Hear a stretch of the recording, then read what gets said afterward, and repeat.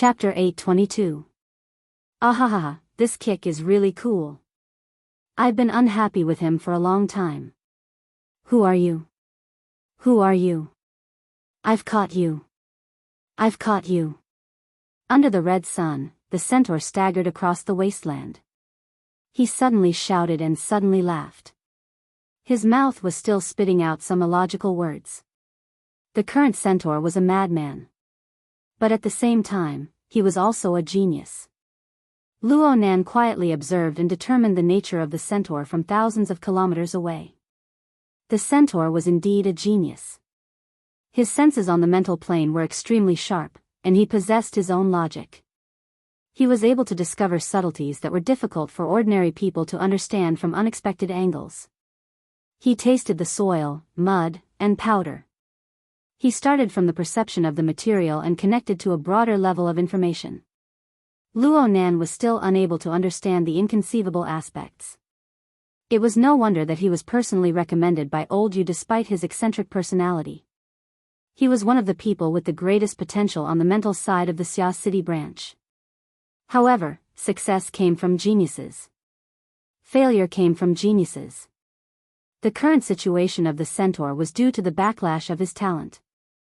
Because of his keen perception, he was able to feel the infiltration of Luo Nan's consciousness. He captured the traces of Luo Nan's existence and instinctively sensed the danger. Especially at the moment when he kicked down the true god in the laboratory. This unconventional operation had already exceeded the scope of psychological suggestion. It was completed by Luo Nan's forceful control, thus exposing even more traces. While the space of the laboratory was turbulent, the centaur relied on his talent and his unique sense of smell to trace back and form some sort of spying. The originally one-way conductive line became two-way. This was a fatal link. Compared to Luo Nan's level, the centaur was still far behind. Luo Nan's soul cloak, the multi-layered void interweaved in the sandwich domain, and the altar spider web that had just precipitated a huge amount of information from the abyss world. For the centaur, this entire mental plane structure was equivalent to a small abyss world. It was far beyond the scope of his understanding. Unfortunately, he still forcefully wanted to spy and analyze it. It was tantamount to opening the last throttle. A huge flow of information came crashing down. Luo Nan had already penetrated his mental defenses into 1,000 holes.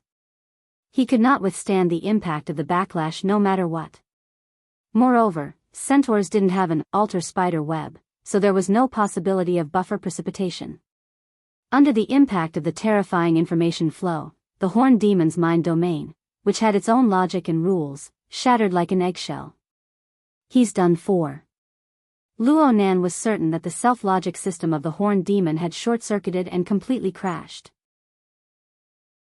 What he had done, what Luo Nan had manipulated him to do, and his own desires and delusions. They were completely mixed together. Truth and falsehood were unknown. Inside and outside were inseparable. They polluted and degenerated each other. The old order had been destroyed, and there was no possibility of a new order being established. So, the centaur went crazy. If I can't handle it, I'll probably end up like this too. Luo Nan was deeply moved, but there was more lingering fear. Perhaps he was only a step away from this state of insanity. One step away, Luo Nan seemed to understand something. He stood firm and didn't take that step, but the fate of others, like the centaur, was already clear. For example, Grandpa? Once a thought sprouted, it couldn't be stopped and extended to a deeper level. Right at this time, a shadow appeared from behind the void, suppressing over. True God, seems to be really angry. Nonsense. Perhaps the true God, who was kicked into the mist maze, was in a difficult situation for a moment. But at his level, the matter of locating a location in the void was nothing difficult for him. Luo Nan didn't want the true God to stay in the mist maze for too long. In any case, the true God relied on a unique method to anchor the horned demon. He used the horned demon as a fulcrum, intending to travel through space and kill his way over. Luo Nan would certainly refuse. Just get the hell back to Ban City. Using the horned demon as a medium, Luo Nan's soul strength was teleported through space. It pierced the void barrier that was as fragile as a piece of thin paper. The wrestling situation between the two sides took shape in an instant. The true god was fiercer in terms of momentum. The shadow that diffused behind the void displayed the multi-layered and multi-angle effects of the propping mulberry tree's great divine treasure. The depths of the shadow contained a flourishing and blazing power like the sun. Once the true form was exposed, the powerful explosive killing power would pour down from the abyss and sweep through everything. It would be invincible. Luo Nan was on the defensive. There was a bit of a gap in cultivation compared to the veteran extraordinaries, but the most important problem was that the horned demon was far too inefficient as a medium. Its mental state had already collapsed, and it had become a bad conductor. From time to time, there would be abnormal electrical resistance, and it greatly affected Luo Nan's control. The shadow had already penetrated the void barrier. It was like a dense shade under the sun. Dots and lines interweaved and scattered. Occasionally, the gap that had yet to be closed would reflect the sharpness of the sun's sharp blade. There were a few gaps on the horned demon's body. Just a slight drop would cause the skin to split open and flesh to split open. Caught you. The true god's telepathic thoughts were even more intense than the sun. He was speaking to the horned demon, but the sharpness of the telepathic thoughts was clearly piercing deeper into the mental domain. What to do? Then, a thought suddenly popped up in Luo Nan's mind. Using soul magnetization is just right. What the hell was that again? Luo Nan was absent-minded for a moment. Finally, his memories from some time ago were particularly deep. He quickly locked onto the corresponding region. The so-called soul magnetization was a certain scene from the external neurons offline test. The strange thing was that this method did not come from the relay station that Luo Nan had been researching and pondering about all this time. Instead, it came from his opposite, the vassal of the fantasy breed. Luo Nan had some impressions of it, but it was absolutely not as clear and deep as it was now. The information deposited in the abyss world has been activated. This was the only reason Luo Nan received. He was unable to analyze it in depth. The true god's power had already broken through the world and entered. Luo Nan brought out the power of the propping mulberry tree's great divine treasure without holding anything back. The power firmly locked onto the horned demon, piercing through the horned demon's fleshly shell. Luo Nan attempted to invade the mental plane and trace back to its roots. Luo Nan needed to organize a solid defense. Then let's do it.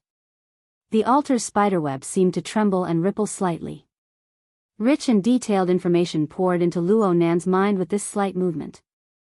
The details of the scene from the offline test were so clear and precise that Luo Nan did not need to analyze it. He just needed to draw a ladle from the gourd. Luo Nan was able to realize an extremely similar effect. It was at this very moment that dark clouds and thunder appeared out of thin air outside of the true god's giant shadow palm and the sunlight blade under the high plateau sky. The scale was far inferior to the scene from the offline test, but the necessary methods were not lacking in the slightest. Lightning curled around the horned demon's body, and mist spread out. The dual power that came from the material plane and the mental plane forcefully brushed down, distorting and even completely changing the structure of the horned demon's body and soul. Luo Nan's consciousness seemed to be assimilated with the mountain range of clouds in the test scene amidst his daze. They were indistinguishable from each other. Luo Nan clearly analyzed the marvels of its internal operation, slightly changing the scene, and efficiently using it on this side of the world. The horned demon howled in pain and struggled instinctively. The old and new wounds on its body burst open. It was a tragic sight to behold. But this bit of resistance no longer possessed any practical meaning under the effects of this power that exceeded the scope of his understanding. Mist filled the air, thunder rumbled, and lightning flashed. The horned demon's figure dissipated within the lightning, and then it was reborn. It was also at this moment that Luo Nan truly realized complete control over the horned demon. There was no longer any obstruction between the two. On the wasteland, the horned demon suddenly raised his head to face the piercing sunlight blade. On the mental plane, it pierced through the layers of the void, forming a connection and collision with the gaze of the true God. A continuous stream of lightning and fire burned through the void barrier in an instant. But then it shuttled back and forth, performing the most exquisite of repairs and stitches amidst the chaotic and pervasive cloud of fragmented smoke. The void was destroyed and reborn with it. A new structure was erected behind the front line of the void. It advanced, merged, and corrected. Layer upon layer, it gradually solidified the void gap. This method was a reference to the offline test scene. It was the transit station's defense project of the space-time barrier. From Luo Nan's perspective, this was a matter of course. The situation stabilized a bit, but it was destined to be a bitter battle. Of course, this was not Luo Nan's first time fighting against an extraordinary, but he had never experienced losing and then forcefully turning the tables. He was a bit excited. He made preparations for a long stalemate and confrontation. But at this moment, the true God's reaction exceeded his expectations. A short and undulating syllable penetrated over. Asterisk asterisk asterisk asterisk. Forgive Luo Nan. He didn't understand what this meant at all. This shouldn't be any language from Earth. Otherwise, the built-in language system of Luo Nan's AI would certainly have done a good job of marking and translating. But on the other hand, the division of syllables and rhythm of the sentence had a strong sense of familiarity, rising and falling in a chaotic sense of contradiction. After bobbing up and down several times, the secret me character symbol suppressed within the core of Luo Nan's consciousness suddenly shone with great radiance. It illuminated his mind, and it combed through the string of syllables once more, forming the meaning of reality. Soul magnetization. The meaning was synchronized, but the special way of expressing it made Luo Nan's heart tremble with fear. The true God on the other side felt that it should be about the same. The true God's oppressive power suddenly shrunk back amidst this atmosphere. It broke away from Luo Nan and quickly vanished into the void, leaving not a trace behind. The wasteland returned to its previous appearance. Only the centaur, an outsider, nailed his body to the wasteland. The setting sun shone on his back, forming a long shadow. There was always an end to the shadow, but the horrified emotions in Luo Nan's mind continued to extend outwards. He wanted to grasp some of the mysteries, but he was still lacking by a thread. At this moment, the external neuron vibrated.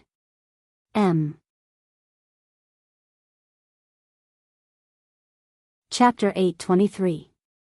No matter the time, the external neuron's movements were always at the forefront of Luo Nan's mind. Now it was even more sensitive. Even though the reaction of a true God and the state of the horned demon were worth pondering, Luo Nan still temporarily withdrew his thoughts from the wilderness. He focused on the virtual brain interface and quickly scanned it twice. There was clearly a prompt response, but there was no definite information.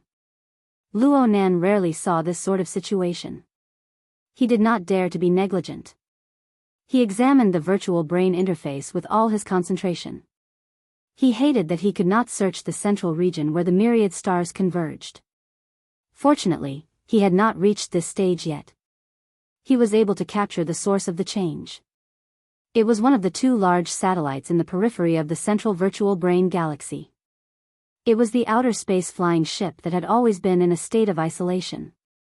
Since there was nothing to dig up, Luo Nan had subconsciously overlooked it in the past. But ever since he officially came into contact with the abyss world, aside from the extreme structure of balance between order and chaos and the corresponding backlash power, the thing that gave Luo Nan the deepest impression was the solitary floating in the periphery of the abyss. It seemed as if the flying ship could collapse at any time. One was inside and one was outside. One was far and one was near. But the impression it gave others was carved from the same mold. Luo Nan could not help but suspect that there was a close relationship between the two. Right now, the outer space flying ship was still in a state of isolation. It was far from comparable to the exoskeleton armor on the other side. But when Luo Nan focused his thoughts and observed carefully, the flying ship, which had always been in an unreadable state, lit up a certain region in the middle of the ship's hull. The specks of light there were distributed in chunks. There was a dizzying effect, but it was more transparent. The light from the inside of the flying ship seeped out. It was as if the facilities and equipment in that region had been connected to an energy source. The program had been activated, and it began to hum and operate. Luo Nan's thoughts probed over, and they really did enter. The unreadable state of the outer space flying ship became history. It opened up certain privileges to Luo Nan. When Luo Nan's thoughts cut in, they were limited to the electrified region. There were no more obstructions. He could feel a large amount of precise and complex structures. It was as if it truly existed. It was a high-end ship that could travel in space.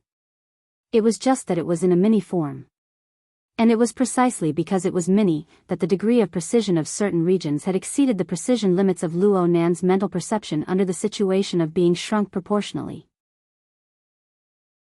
It was as if a layer of dense fog was wrapped around it, making it hard to see too clearly. In this indescribably tiny space, in this state of precision and fuzziness, there was a piece of equipment. It was being displayed on the bright screen. There was a display interface on the device, on which an extremely tiny trajectory module was flashing. It looked familiar. Luo Nan pushed his microscopic perception to the limit, and he finally recognized it. Wasn't this the offline test he had just passed not long ago? Wasn't this the scalp-numbing and complicated management cockpit interface? Luo Nan would be able to recognize it even if it had shrunk by 100 or 1,000 times. The interface flashed silently. It was still in a relatively simple initial stage, and it seemed to be inviting him to enter again. Luo Nan really did cast his telepathy over, but the result he obtained was system loading external data, offline testing function maintenance. External information? Was it referring to external information like soul magnetization? Was it an established process, or was there some kind of stimulation? It was most likely the latter. Luo Nan recalled the contents of the flash of inspiration when he fought with a true god. Of course, there was also the earlier process of offline testing, the information input process that helped him solve his problems. They all came from the precipitated information of the alter spiderweb, but in the end, they still came from the abyss world. The external neuron didn't refuse anything. Or perhaps this was its method of analyzing information from the abyss world? Luo Nan could basically determine the close relationship between the external neuron and the airship at the edge of the abyss, from the external neuron's internal and external reflections, from the sending and receiving modes of the signal waves. But he still needed to observe the relationship between Team 1 and the abyss world. At the very least, he needed to see what kind of changes would occur after the so-called functional maintenance. Returning to a more realistic level, Luo Nan thought about the subtle evaluation he had obtained and the high probability of his low flying score. Frankly speaking, he was a bit unconvinced. If he could do it all over again, that would be pretty good. Basically, Luo Nan viewed this change as a positive trend. All that was left was to wait. He let out a breath, and his thoughts returned to the wasteland. The horned demon, who had just been cleansed by the soul magnetization, stood there quietly. It was no longer insane, but it was like a wooden stake. It was as if it had become an empty shell. Had it been formatted? Luo Nan imitated it and used the soul magnetization technique. He really didn't know what the consequences would be. He probingly entered the mental plane of the horned demon and felt the activity of its thoughts. It wasn't a dried-up well, a pool of stagnant water, nor was it a chaotic state where true and false were confused. Instead, it had a fixed rule and a certain rhythm. It was just in the process of germinating anew and integrating anew. It wasn't just the mental plane. There were some changes and adjustments to its fleshly body. In particular, the area where it had been pierced by the true God's sunlight blade. The cell activity was intense, manifesting itself more clearly. Luo Nan didn't know what would become of it in the end. He had to wait for this. But first, he needed to make some arrangements. It was quite scary to just stand there blankly. The battle with the true God just now was short, but it was still quite eye-catching. Luo Nan had already ascertained the situation of the surrounding 100 square kilometers. The few people who had been ejected from the laboratory were all distributed in this area. Perhaps there were some among them who were interested in chasing after him. Speaking of which, Luo Yuan should have left. In the corresponding position, there was only a pile of rotten flesh that was rapidly losing its vitality. And President Wan. Everyone was quite close to each other. Luo Nan did not forget that the reason why his telepathic thoughts had returned to the 70-format laboratory was because of Dean Wan. It was because the wording was highly similar to Dean Wan's cultivation theories. It was related to the lamination interference technique. Maybe he should go up and talk to them? Luo Nan shook his head and opened his personal mailbox. There was a letter that had just been sent. The sender was a bit unfamiliar, but with his grasp of the surrounding wilderness, he naturally knew the true source. Even if he didn't know, he would definitely be able to guess it based on the special words used. This was a set of complex coordinates. It involved the dual positioning of the material plane and the mental plane, and it was described with the unique theoretical logic of the 10,000 towers. Were it not for the fact that Luo Nan often communicated and discussed with him, Luo Nan would have been confused for a while. But right now, Luo Nan was a bit stupefied. Then he let out a sigh of relief. At the end of the day, President Wan was a friend. But how was he supposed to reply? Luo Nan would feel disgusted if he were to play dumb and make a fuss about nothing, asking how these coordinates came about. But if he were to seamlessly connect the dots and go straight to the main topic, some things would be too troublesome to explain. Since this was the case, Luo Nan pulled up the information on the lamination interference technique from the virtual brain system. He did a rough scan and opened up the virtual work area over at Ban City. He earnestly used the secret symbol and began a laborious translation. Dean Wan would certainly be very interested in this information. To return a plum with a peach, everything was left unsaid. Of course, there were difficulties in translating. Sometimes he could understand it, but when it was reduced to words, the words wouldn't be able to convey the meaning. He would have to ponder over it endlessly. Luo Nan decided to work through the night in one spurt of energy. Enla had Luo Nan arrange 3 tasks for her. She was so busy that her feet didn't even touch the ground. Only Snake Tongue served her by her side. The habits of humans were very terrifying. Unconsciously, she had already gotten used to having someone serve her by her side, and Snake Tongue was the best. Luo Nan remembered that he still needed her to help him with his experiments before. But due to the accident in the laboratory in the wilderness, he had to fly several thousand kilometers away and fight back. But now, he still needed her. At the very least, he could refer to her at any time with the yarn of invisibility. Wouldn't he gain more inspiration? Time had no sense of existence in the face of concentration. Soon, it was midnight. Enla came back from her business to greet Luo Nan, but Luo Nan chased her off to rest. The lighting in the bedroom interweaved with the lighting in the virtual work area. They were all automatically adjusted to the most suitable and stable state. It seemed that they were going to continue like this forever. But at this time, muffled thunder sounded in the night sky of Ban City. Howling winds came at the same time. The wind was quite strong. Even though the yacht had already anchored into the harbor, it still trembled slightly. This was the omen of an impending storm. Snake Tongue, who had been massaging Luo Nan's shoulders, subconsciously took a deep breath. She didn't know why, but her chest felt a bit stuffy. Luo Nan's movements paused before she could think deeply. He laughed. A true god has returned. He seems to be in a terrible mood. Snake Tongue's mind was in a muddled state for an instant, but she immediately became alert. She made a quick and sharp connection. Is the Amaterasu order preparing to restart the project? Who knows? Luo Nan blurted out without thinking. He lowered his head and continued his translation work. Snake Tongue's gaze focused on Luo Nan's face. In the end, she lowered her eyelids and continued with her work. Her technique was the same as before. As for what state her mind was in, only she herself knew. No, the Lord beside him must have known as well. Time passed bit by bit. Dark thunder rumbled in Ban City. Dense clouds prevented rain, and the air grew more and more stuffy and dry.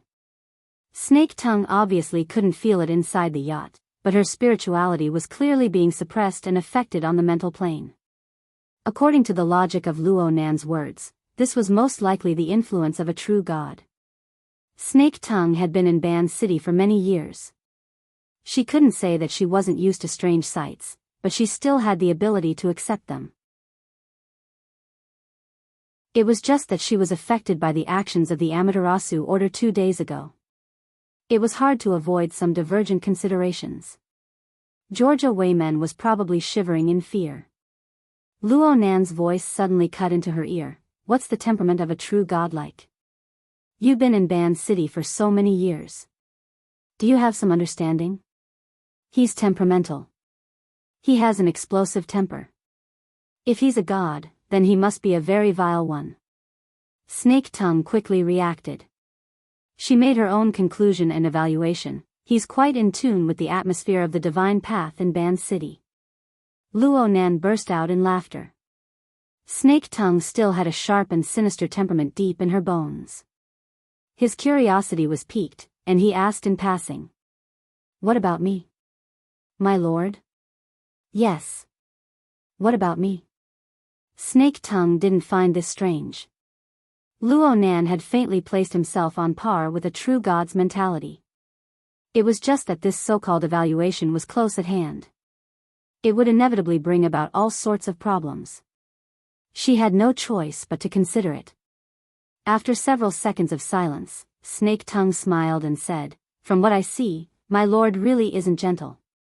The language of humans was truly marvelous. Snake Tongue clearly deviated on purpose with craftiness, but it involved the flow of dispersing on the mental plane. She went from a pool of stagnant water to a winding stream in a jungle. The complexity and subtlety of her emotions actually exceeded the scope of Luo Nan's understanding. Luo Nan couldn't figure it out for a time. He thought deeper and felt that it was ridiculous.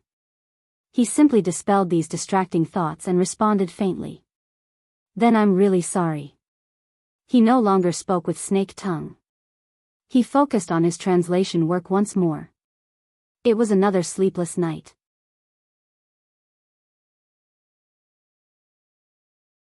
Chapter 8:24. Old Hand did not go to the factory today, saying that he was not feeling well. He stayed at home to give himself some time to catch his breath. In fact, his body was indeed slightly injured. Diving 180 meters deep into the water and staying there for a long time, even with the support of his equipment, was too harsh for an old man. He leaned on the sofa, but he was not idle from time to time. His fingers were constantly moving in the virtual workspace, drawing the foundation structure that was formed or not. Shelter, this was a good thing, but the situation outside was very tense. The Soul Order, which had been developing in a low-key manner, suddenly became the target of everyone's curses, and for such an absurd reason. Even from afar, a veteran could smell the scent of a conspiracy. Not to mention whether the Soul Order was innocent or not. How could such a job be passed down? How to learn? It was all a matter of brain power. Some people, once dead, would throw difficult problems at him. His wristband vibrated, and a call came in.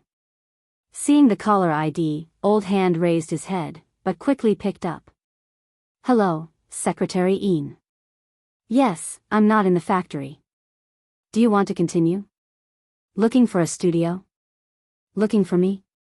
President Okupenrong-san can definitely recommend better than me. Hee, I'm not a professional. But if Mr. Mo insists, I can indeed help from a technical point of view. Come over to pick me up. There's no need, right? Alright, I won't stand on ceremony. After the short call ended, Old Hand scratched his gray and white hair. He could not help but wonder, does the Blood Flame Order want to break through from me? Where did I get the face to do so? In any case, Mr. Mo was still quite respectful. Even that arrogant female secretary called him Master Show the next day. Her attitude was very proper. Old Hand fell for it. What was more troublesome was that he had been looking for people too frequently in the past 2 days. His own rhythm had been completely disrupted. Alright, stop the research. Although death is a big deal, life has to continue. Brother, just wait a little longer. Old Hand had seen many life and death situations in the wilderness. Although he did not have a heart of stone, he could still take it easy. He erased all the graphics he had copied and studied in the virtual workspace, tidied up a little, and prepared to deal with it again when he went out. As he was about to leave, he remembered something and dialed a number. 10 seconds later, the other party picked up. The voice was hoarse and tired. Uncle Shou? Xiao Jiang, did you stay up late again? It's okay, I'm used to it. Uncle Shou, speak. Oh, I see. The veteran briefly explained the conversation and asked, I think that Mr. Mo's attitude is pretty good. It seems like he's sincere about acquiring the company. Today, you said you're looking for a studio, but I think it's just an excuse. You still want to talk to us. You're our leader. Why don't we take this opportunity to meet? I'm just here in name to make things easier for everyone. I won't be participating in the specifics. Uncle Shou, you can make the decision. Little Zhang's voice was soft but firm. In the end, she reminded him again, of course it's good if we can negotiate, but if we can't, there's no need to force it. After all, Bansheng is xenophobic, and the trade market is not a good place. We've already crossed the ocean to get here. Why should we care so much? The veteran was open-minded. The infected people are still resources. They won't be cleared out so quickly, but they won't let go so easily either. Since we've come to Bansheng, we probably won't be able to return within a generation. It's good to have a foundation to let everyone settle down. A soft sigh came from the other side. Uncle Shou, thank you for your trouble. I should be the one thanking you. At this age, I don't have to worry about anything, but I can't help but take care of those bottles and cans, old and young. I can't do it, and it's all thanks to you. Uncle Shou. I said it a long time ago, this is to repay my conscience. Forget it, let's not talk about this. How are things on your side? Has the ownership of the laboratory been decided? Not yet. LRCF has been asking for a long time to buy it all together. It's been more than half a year, and they still haven't come to an agreement. Are they waiting for the Great Zay Church to collapse so that they can directly collect the trash? From a long-term legal perspective, LRCF's current investment and funding model will be less troublesome. But if there is a clear direction and we try to advance the project faster, it will be more efficient to integrate. I really want to know their direction, but looking at the situation in Bansheng, if we wait a little longer, collecting trash might also be a good business. Veteran laughed out loud, but in the end, he couldn't laugh anymore. Bansheng was in turmoil, and ordinary people like them, especially the living assets, who were detained on this piece of land, wouldn't have an easy time. Jiang Zhong was right, the peaceful trade market wasn't a good place. To put it bluntly, buying property here was just to create a beautiful bubble, to comfort the people. The call ended. Veteran sighed, patted his clothes, and went out. During the day, the peaceful trade market was centered around the trading center, and the prosperity radiated outwards, gradually decreasing. When he arrived at Veteran's Nest in Linshan, it was already very quiet. Most of the people went to work or to do business, and the entire residential area seemed empty, which was more in line with the traditional style of Bansheng. Veteran stood on the side of the street, waiting for Secretary Ian to come over. He was old, and he didn't have a good rest last night, so he couldn't help but yawn again. At this time, from the corner of his eye, he saw a high-end black MPV approaching from the opposite side of the street. In this residential area, there were fewer such vehicles, so he thought it was Secretary Yin's car, so he turned his head and took a few more glances. At this time, he received another call. I'm on the side of the road, and I saw. Hey, you guys haven't arrived yet? No, don't worry, I saw wrong. Oh, yes, it's here. As he spoke, the black MPV that he had mistaken for slowly drove past him. Coincidentally, a similar black MPV drove over from the corner of the street a little further away, and the two cars passed each other on the relatively narrow street. Later, this car stopped next to a veteran. Ian deliberately got out of the car to formally greet veteran and helped him open the door of the main compartment. Veteran saw Mr. Mo smiling at him from inside the compartment, and his wheelchair was placed next to him. Previously, Secretary Ian didn't mention that her boss was also coming over. Unexpectedly, the veteran was a little overwhelmed by the unexpected favor. If one was unaccountably solicitous, one would definitely have ulterior motives. Could it be used here? Hundreds of thoughts flashed through his mind, but he didn't delay. He bent over to get into the car, and said with a smile, "You guys are too polite." "It's what I should do." Mr. Mo invited veteran to sit next to him in the guest seat, and said in a soft voice, "I'm going to stay in Band City for a while, but my mind isn't idle. It's very important for me to have a suitable workshop to try some things out. I'm very grateful that Master Show can help me." "You're too kind. If you don't find it to your liking, please don't be angry." Mr. Mo smiled again. His smile rarely had the sophistication of an adult, but it made his face, which didn't show much of his age, look even younger. Veteran couldn't figure out what kind of person this person was, and what kind of personality he had. In any case, he was a professional. Veteran had seen many businessmen, but he had never seen someone like Mr. Mo, who entered the factory as soon as he came, and found a workshop to do experiments within 2 days. Ian Lo also got into the car and sat in the front passenger seat. She turned her head and asked, "Veteran, Master Show, where should we go first? How about going to Jitakucho to pick up someone? I have an apprentice who used to work in customer service, but now he's in business. He's more familiar with the market than I am." "Of course." The car started again. Mr. Mo looked through the window and sized up the street. Master Show's residence is very quiet, but it's a bit remote. "How's the peace trade market?" "Well, I can only say it's okay. You also know that there are a lot of immigrants here. We vagrants from the wilderness, as well as modified humans, can't have a get-together every day." "I see."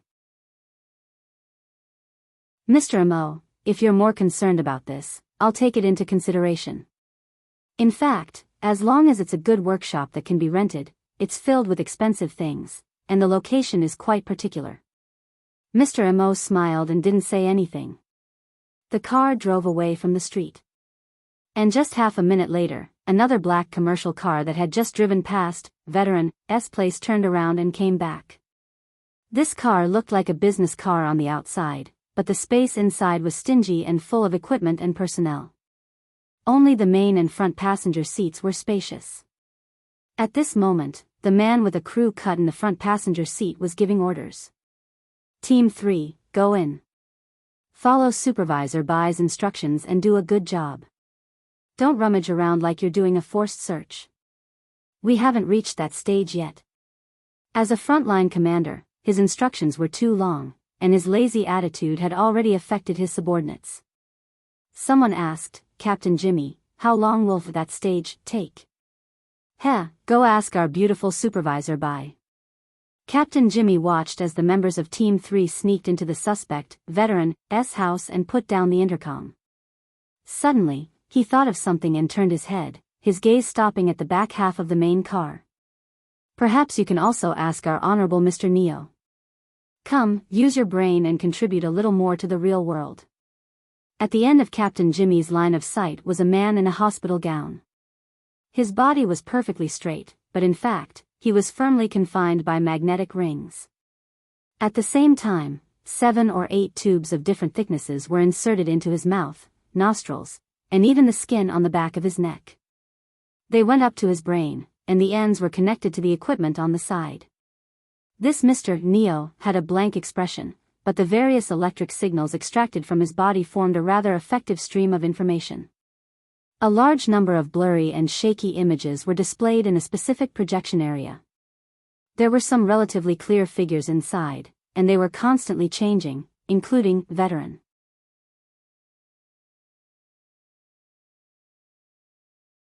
Chapter 825. The middleman that veteran introduced to Mr. Mo was a young man named Wooly. He had a dark complexion and was as thin as a stick.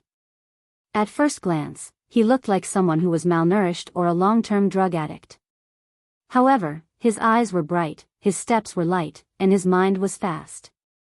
He only communicated with Mr. Mo for a few times before he figured out Mr. Mo's pulse.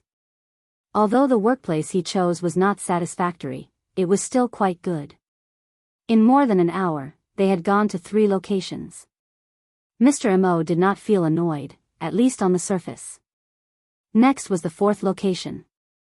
Veteran had joined in the fun earlier, but he gradually felt sorry. He pulled Wooly to the side and whispered in his ear, "Do you have any idea? He is not good at walking. You can't do anything from top to bottom." Wooly grinned, "Master, Mr. Mo has a beautiful secretary to serve him. What is there to do? What he needs, however, should be a high-end, well-equipped place that is quiet and able to withstand the torment. He is an expert. Practicality is the most important thing. Master, you are an old man. You have never fought a rich battle in your life. Moreover, you are a technician, and he is a boss.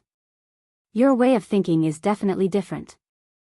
I think Mr. Mo entered the workplace because he wants more inspiration. He doesn't care about the form or the process. In short, he was a money-burning boss." Wooly did not finish his words, but Veteran saw through him. He scratched the back of Wooly's head, telling him to restrain himself. It was not right to say that Wooly was cheating. He just kept hinting that there was a better choice than this one. He took advantage of Mr. Mo's high requirements for equipment and insensitivity to price, and raised his psychological threshold bit by bit to enjoy a higher premium. After getting back into the business car, Veteran apologized on behalf of Wooly. Although Mr. Mo did not say anything, it was good to make it clear in advance. Moreover, Veteran vaguely felt that Mr. Mo was a person with clear eyes and a clear heart. His disciples' thoughts might not be hidden from him, but Mr. Mo was magnanimous and did not care. The more it was like this, the more he had to lower his attitude. Mr. Mo laughed, "It's okay. I don't care about going to a few more locations. I just want to find a suitable working environment to deal with technical problems. You can say that I am looking for inspiration." Wooly, who was in the back seat, immediately hid his head in the waist of his trousers. The Veteran turned around and glared at him. But judging from Mr. Mo's expression, he really didn't care. Mr. Mo really knows what he's doing, and he's standing at a higher position than us. He's also more knowledgeable, and he's a person who needs to expand. He said with a smile.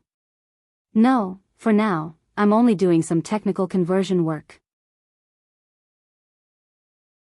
Whether it's looking for a workshop or buying a factory, it's all in service of this goal." "I see."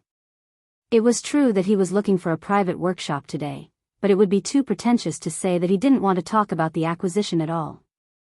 The Veteran took the opportunity to add some weight to his side. "Let's not talk about anything else.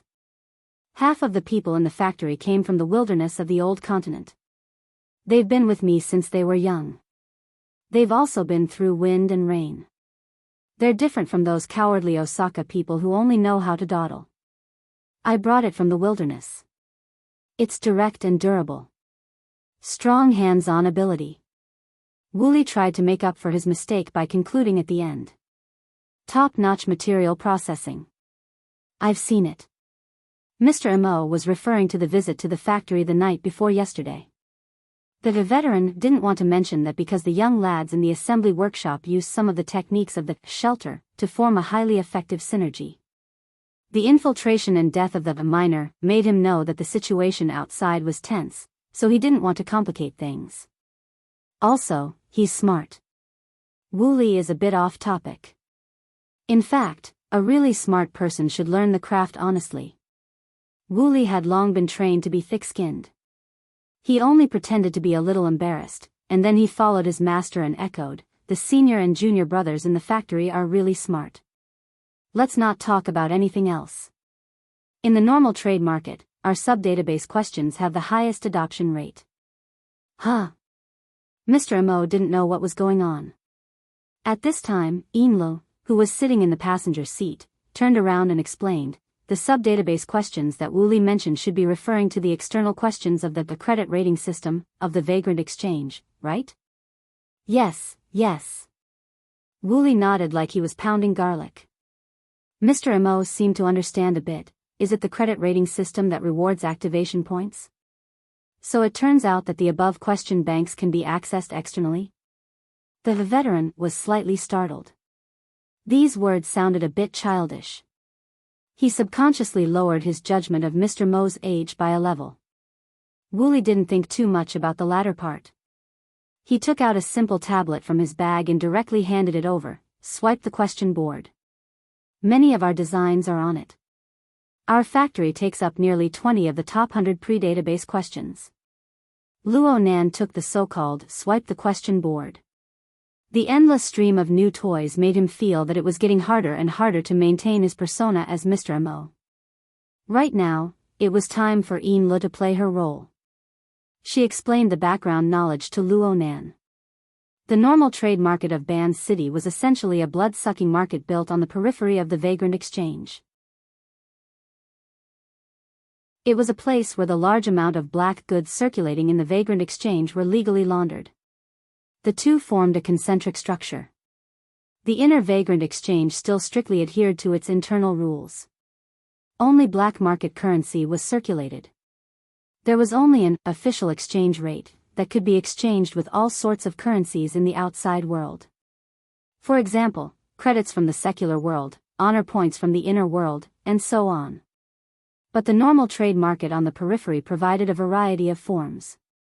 It bypassed the Vagrant Exchange channel to realize a more flexible and convenient transaction mode. One was relatively fixed, while the other fluctuated rapidly. The exchange itself was a benefit. Plus, this place was an important transfer base for the raw materials of marine aberrations. There was also a half-black half-white experimental base for infected aberrations. Naturally, this place became an important source of income for the government of Ban City. It was also the best place to launder large amounts of money. And the black market currency was an important leverage. It was in high demand. Many specialized professions and products revolved around this. The swipe the question board was one of them. Due to the Vagrant Exchange's credit rating system, it gave every participant the opportunity to obtain a certain amount of black market currency for free. Many people relied on the system to swipe questions, unceasingly increasing their level and evaluation. They obtained black market currency to exchange. But every time they logged into the system, it was a test. If they failed the test again and again, their evaluation would be damaged. So some people thought of an idea. They used the method of ants moving houses to gradually transfer the credit test question bank out. They integrated it into the so-called swipe the question board to be used for daily practice. Although the questions in the question bank were as vast as the sea, there were always traces to follow for each profession. If they swiped a few times, they would have a bit of an impression of each question. Then, with a bit of luck, it was possible to jump 2 or 3 levels above their actual level. The higher the level, the more privileges one could enjoy in the Vagrant Exchange. In a certain sense, it wasn't something that could be measured by a few points. They're persuading people to make progress by swiping questions. Luo Nan gasped in amazement at the imagination of the people of Ban City. But what the hell was the external question bank and the advanced question bank?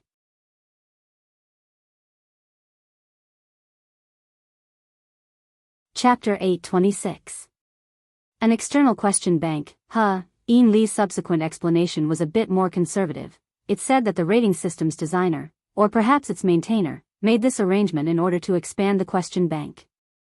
It allows users to create their own questions. Through a certain evaluation and filtering mechanism, questions that don't belong to the original question bank will be absorbed. Luo Nan asked curiously, I've never seen this function before. Since it's an external question bank, it's not within the original system. It's an independent data center that connects to the Vagrant Exchanges of every major city through cloud technology. It also sets up sub-banks. If the standard of the sub-bank's questions is high, then it's possible to be selected into the main bank and obtain higher profits. Luo Nan shook his head. It's this complicated? That's why it's a bullshit external question bank. On the other side, Old Hand chuckled coldly. Originally, it was a simple and practical training rating system. Now it's forcefully turned into a scam. Enlu originally wanted to say something, but she was interrupted by Old Hand, so she didn't say anything more. On the other side, Wooly pursed his lips. Master, the official trading application has a self-creation function. How is it a scam? Also, we've relied on this to earn over 100 points in the past few years. We've also exchanged quite a few resources. It's not a small supplement. On Old Hand's side, his anger flared up. He glared fiercely. Bullshit Abu. Pooh. It's true. We all crawled out from the wilderness. How come I don't know of any big shots who have mixed themselves into the officials? Also, do you know what big data is? It's just a tiny bit of profit. You've taken away all your treasures, and you're even happily helping others count their money. No way. We're just playing around. We shouldn't have put it up. We can probably hold on to it. Wooly was already a bit weak in the latter half of the conversation. His unpromising appearance made Old Hand even more angry. He casually slapped Wooly's forehead. This kid Wooly and the other children under him were good at everything. They only cared about the small profits in front of them. It wasn't that they couldn't see things clearly. They simply didn't have any ambition. It was hard not to be a bit sad in the midst of his anger. Most of these young people had grown up holed up in Ban City for a few years.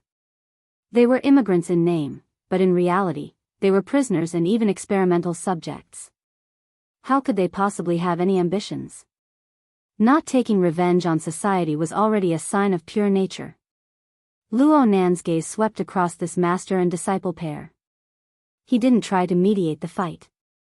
He just lowered his head to size up the question board interface.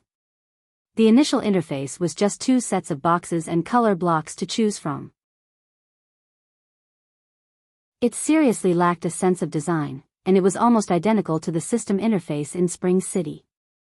It could be considered one of the most simple ones he had seen in recent years. The other was the 100-year sequence test interface. It was this simple interface that formed a sharp contrast with the rich content. Luo Nan chose the direction of mechanical design, which he had tried before. What followed was different from last time. There was an additional level, and there were 3 options on top of it: combat simulation, unlimited questions, and browse index. He could roughly guess the meaning. Luo Nan first switched to the index interface. He had a general understanding of the question bank structure. Then he chose the infinite swipe question mode. He let the questions in the question bank appear one after another in the form of a waterfall. The operation was designed to be immersive. Regardless of whether the question was being answered or not, it could be switched infinitely. There was also a drop-down function, which was considered more user-friendly. Luo Nan casually switched to the questions on the swipe question board. He looked as he evaluated. His foundation in mechanical design was laid down by worker Zhai. He was more academic, and his design ideas were influenced by the virtual brain system. He used configuration thinking as a key link, and he had a myriad of experiences. Overall, his design was quite high-end. Now that he didn't have the pressure of a test, it was easier to form an overall impression by quickly browsing through the question bank. The questions on the swipe question board were clearly divided into 2 types. One type was the questions from the original question bank, or the questions that were similar in style. Regardless of the difficulty, they were relatively rigorous. They also tended to be practical. Some were even relatively old-fashioned. As for the other type, thanks to the creator of the swipe question board, there was a built-in ranking and filtering function. Luo Nan adjusted it to the premium recommendation level.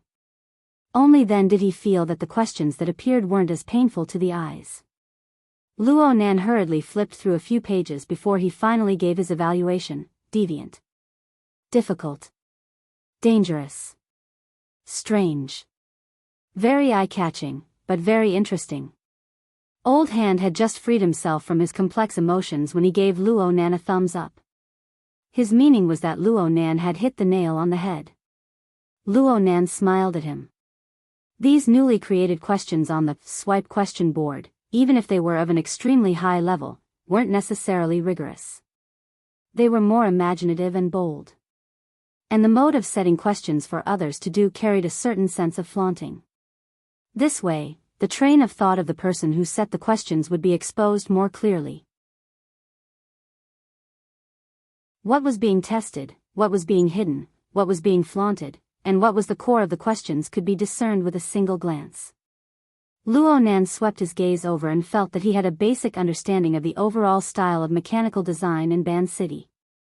If he were to ponder deeply and extract a few processing techniques, it wouldn't be a problem. Oh, if he were to expand the scope, he removed the restriction of mechanical design and the amount of information suddenly exploded. Within the domain of the vagrant exchange, there were still topics related to distortion, alteration, biochemistry, and even supernatural powers. They were more common.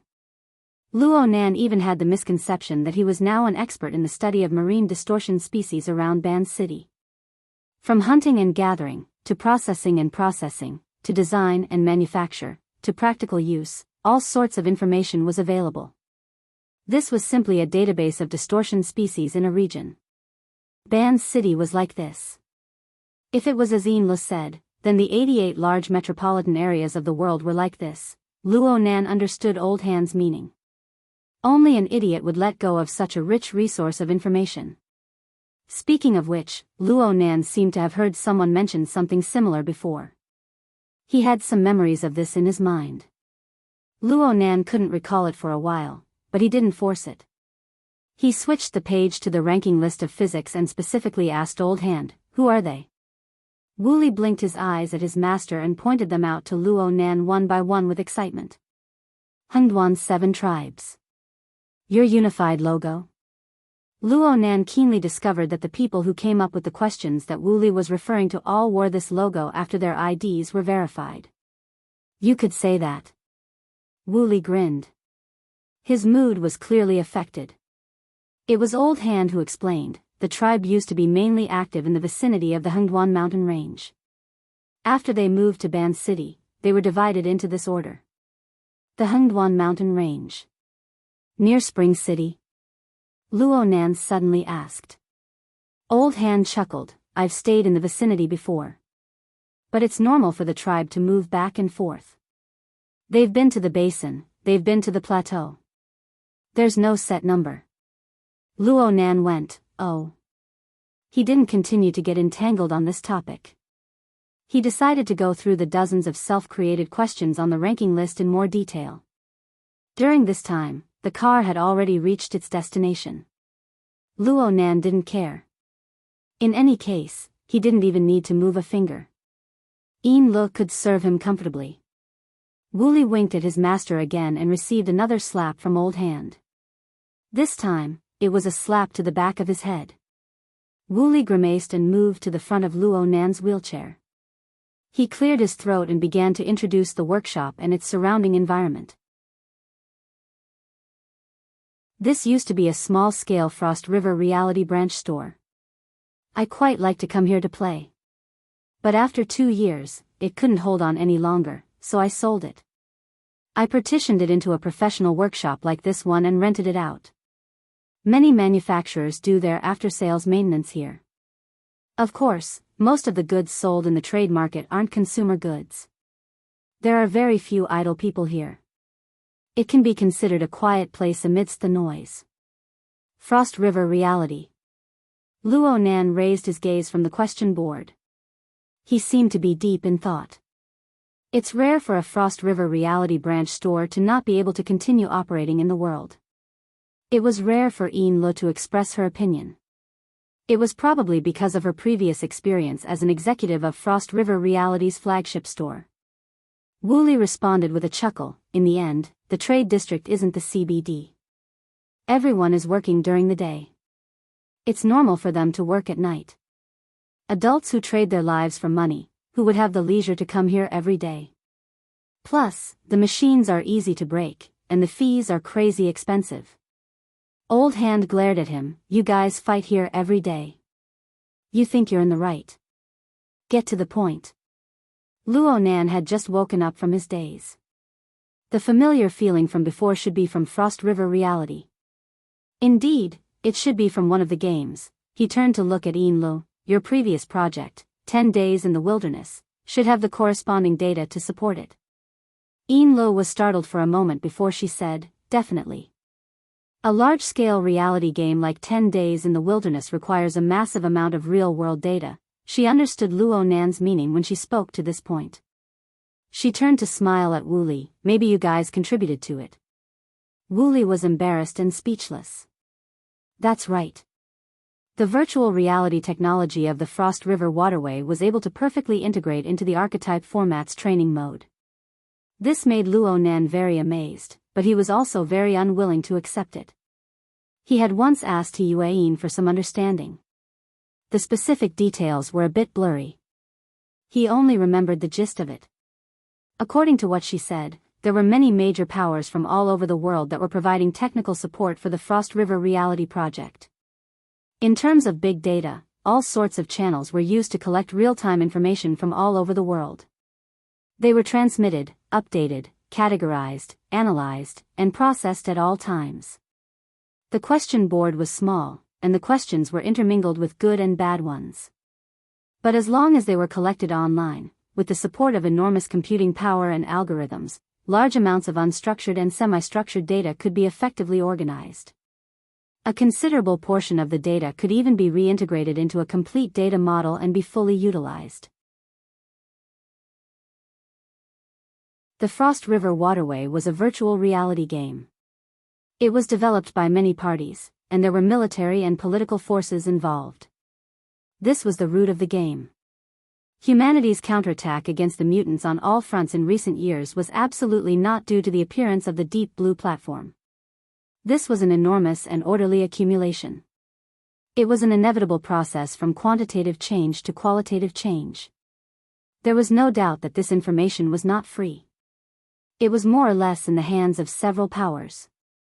Through complex cross-licensing, limited and page sharing was realized. How salivating, Luo Nan sighed. Suddenly, the external neuron began to tremble. A pop-up window popped up on the virtual brain interface. Do you want to import?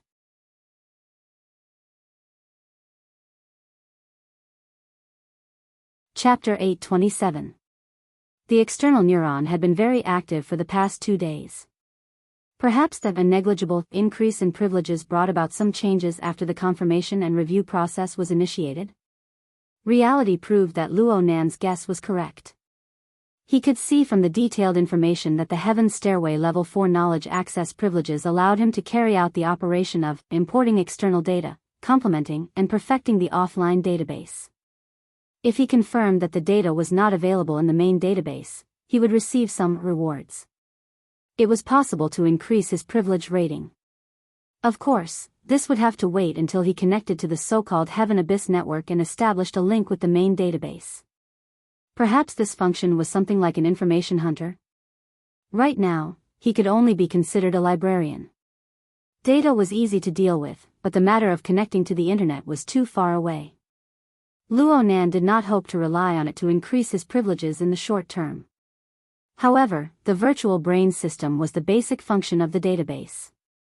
It would also process the imported data, providing analysis, integration, modeling, and other application services. If he was able to experience the big data application technology of the mysterious alien civilization, then this trip would not be a loss. Luo Nan immediately clicked yes. He wanted to see what the result would be. However, the system immediately refreshed with new information, coldly shattering his wishful thinking. The system is loading external data. It is in in-depth analysis mode. Cannot be interrupted. Non-homologous data will automatically enter the next sequence. Fine, you're the boss. Luo Nan laughed in spite of himself. He was not in a hurry. But his thoughts turned, and he discovered that some of the characters were quite familiar. It seemed to be the influence of the offline test. The external neuron seemed to be far from being able to completely absorb the information of the abyss world that he had deposited through the altar spiderweb. This was his own fault. He had to obediently accept it. Oh, wait a moment. Luo Nan's mind suddenly bypassed a subtle point. Speaking of which, when he passed the offline test, he had raised the single privilege of a knowledge access. Only then could he have the function of importing external data. Before this, the external deity's data system, which was connected to his magical energy, was more or less in a read-only state. Then, during the offline test, he had relied on the information deposited through the altar's spiderweb to pass the test. Wasn't the experience of the instantaneous increase in power equivalent to a cheat sheet? In essence, he had copied the reference answer from the database he controlled. This answer was rooted in the abyss world. Thinking about it this way, the relationship between the abyss world, the external neuron, and Luo Nan himself was quite subtle. No matter what, the data had to be imported. What Luo Nan wanted wasn't just to brush the pitiful 100 or so gigabytes of data on the question board. He wanted to dig deeper. Not only did he want to dig up the data in Ban City, but he also wanted to dig up all the major data centers in the world if he had the chance. He wanted to see which was better, the priceless data storage and processing system or the external neuron. Stones from other mountains can be used to improve jade. Luo Nan had to admit that this idea was quite shameless. However, he still hoped that he could use this method to sort out the information he had accumulated during this period of time and come up with a clearer context. It must be known that Luo Nan's soul cloak could be found all over the world. It was an extremely high-end data collection system, but it was limited by his own brainpower. It did not possess the ability to conduct in-depth analysis and calculation. He could only rely on the external neuron's built-in applications, such as the assembly interface, to conduct filtering. As the external neuron's built-in database was too high-end and not down-to-earth, many of them were not suitable for Earth's existing environment. In particular, the processing capabilities were seriously unmatched, and most of the plans given were impractical. Under these circumstances, Luo Nan urgently wanted to know what the result would be if he were to combine the virtual brain system with Earth's real data, as well as the precipitated information from the abyss world. But it was useless for him to be anxious right now. He could only obediently line up. Mr. Amo, what do you think? Huh. This place. Not bad. Most of Luo Nan's thoughts had shifted to the virtual brain system. He didn't pay much attention to Wu Li's explanation of the reality plane. But after 3 rounds of grinding, Wu Li, this clever devil, had basically grasped Luo Nan's context. He had more or less calculated the corresponding premium. The workshop introduced this time was already very close to Luo Nan's needs. Luo Nan had more or less understood this point before he got off the car. He had come to find the veteran today. He wanted to find a suitable workshop to research the lamination interference technique and the corresponding creation techniques. This was indeed one of the most important reasons. But there was another reason. He wanted to go a step further in communicating with the veteran. He wanted to establish a natural and close relationship with this former vagrant of the wilderness who seemed to be old friends with his father, mother, and grandfather. The current trend was pretty good, but there was still a lot of room for improvement. Therefore, Luo Nan didn't focus the conversation on the workshop. Instead, he waved the question board in his hand. I just looked at it. The self-created questions on it have very solid fundamentals. Some of the ideas are quite brilliant. If these are able to represent the true level of the technicians under Master Show, then it's quite decent. Of course. If it weren't for Master teaching us to keep a low profile, then it wouldn't be a problem for us to dominate the rankings. Wu Li could already see the intent of cooperation in the veteran's heart after getting along for so long. He advocated with even more vigor, making it easier for him to take the initiative in future negotiations. Luo Nan just smiled. He didn't respond to Wu Li's words at all. He just said to the veteran, I've only skimmed through the external question bank of Ban City. It seems that the regional characteristics are quite strong. I've also seen the feasibility study report that Secretary Een gave me. In the area surrounding Ban City, the manufacturing and processing of mutant materials, even if it's high-end products, are basically made from the surrounding marine mutant species. The coverage is a bit smaller. It should be due to the limitations of raw materials. It could be said that Mr. Mo is an expert. The veteran glared at Wu Li and grinned. He made a circle with his thumb and index finger. Frogs at the bottom of a well can only see the sky this big. These kids think that they're awesome just by pondering a few products. I hope you don't mind my words, Mr. Mo. Luo Nan really didn't mind. He laughed and said, "It's nothing." The veteran's words were followed by words. He also added gold to his kids, but it's just like you said, Mr. Mo. Their fundamentals are quite solid. They're also much younger than me. They accept new things very quickly. The business in Tea City actually has quite a bit of commonality. Luo Nan shook his head. It's not like that. Huh? Luo Nan handed the already useless question board back to Wu Li. Wu Li received it like an idiot. Right now Luo Nan was sitting in a wheelchair. He was shorter than everyone present, but he grasped the rhythm of the entire scene. He even grasped everyone's mentality. Actually, Secretary E knows the best. The acquisition of a processing plant isn't necessarily a large business. The most direct goal is to serve me personally. Personally? The veteran still didn't quite understand Luo Nan's meaning. Luo Nan explained to him very patiently, I used to lean towards theoretical research and the mental side. Even though I've learned a few things on and off in terms of design and processing, my practical ability is quite poor. If I want to produce results in a short period of time, I need a high-level technical team to help me realize some of my designs. This is the main goal of my acquisition of the processing plant. Right now, even Yin Lo was very surprised, let alone the veteran and Wu Li. She was mostly baffled as to why the boss was so sincere to the veteran and the others. Wu Li glanced at his master and did what a rash young kid should do. He opened his mouth and said, Mr. Mo. Even though I don't work in the factory, I know that there are over 100 people in the day's factory. There are 2 production lines and the annual production value is several hundred million. There has been a steady income these past few years. If what you mean is that you want to pile everyone into the workshop and let them handle those thoughts for you. This isn't too appropriate, right? The veteran coughed heavily. He was reprimanding his own disciple for being rude, but his ears perked up even more. The factory is a place to train people. Luo Nan wasn't angry at all. He continued to explain patiently. The master who taught me mechanical design theory once said that designers who haven't gone to the assembly line to polish themselves can basically be viewed as defective products. I am one of them. It's just that I have self-awareness. I don't want to let this shortcoming continue to be magnified. That's why I need Master Shou and the experienced technical team under you to provide support and supplement. The veteran couldn't be bothered to be polite at this time. He directly asked, Mr. Mo, what you're saying is that you're acquiring the factory mainly for the skilled technical workers in the factory. The operation is secondary. That's a matter for professionals to handle.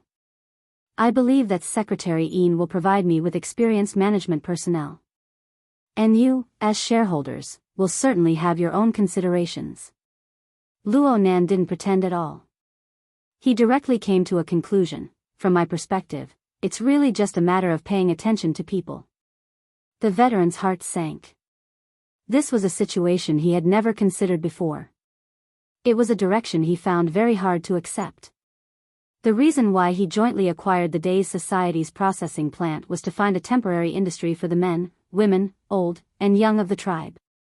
Therefore, no matter what, the processing plant must be run well. It must be continued as stably as possible.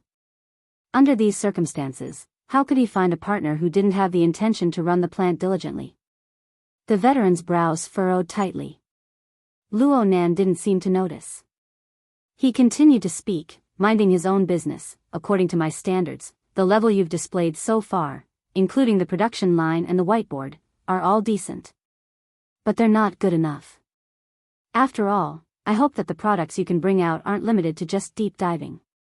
Therefore, if we continue to cooperate, Master Shou, your team, especially the technical personnel, will need to further broaden their horizons.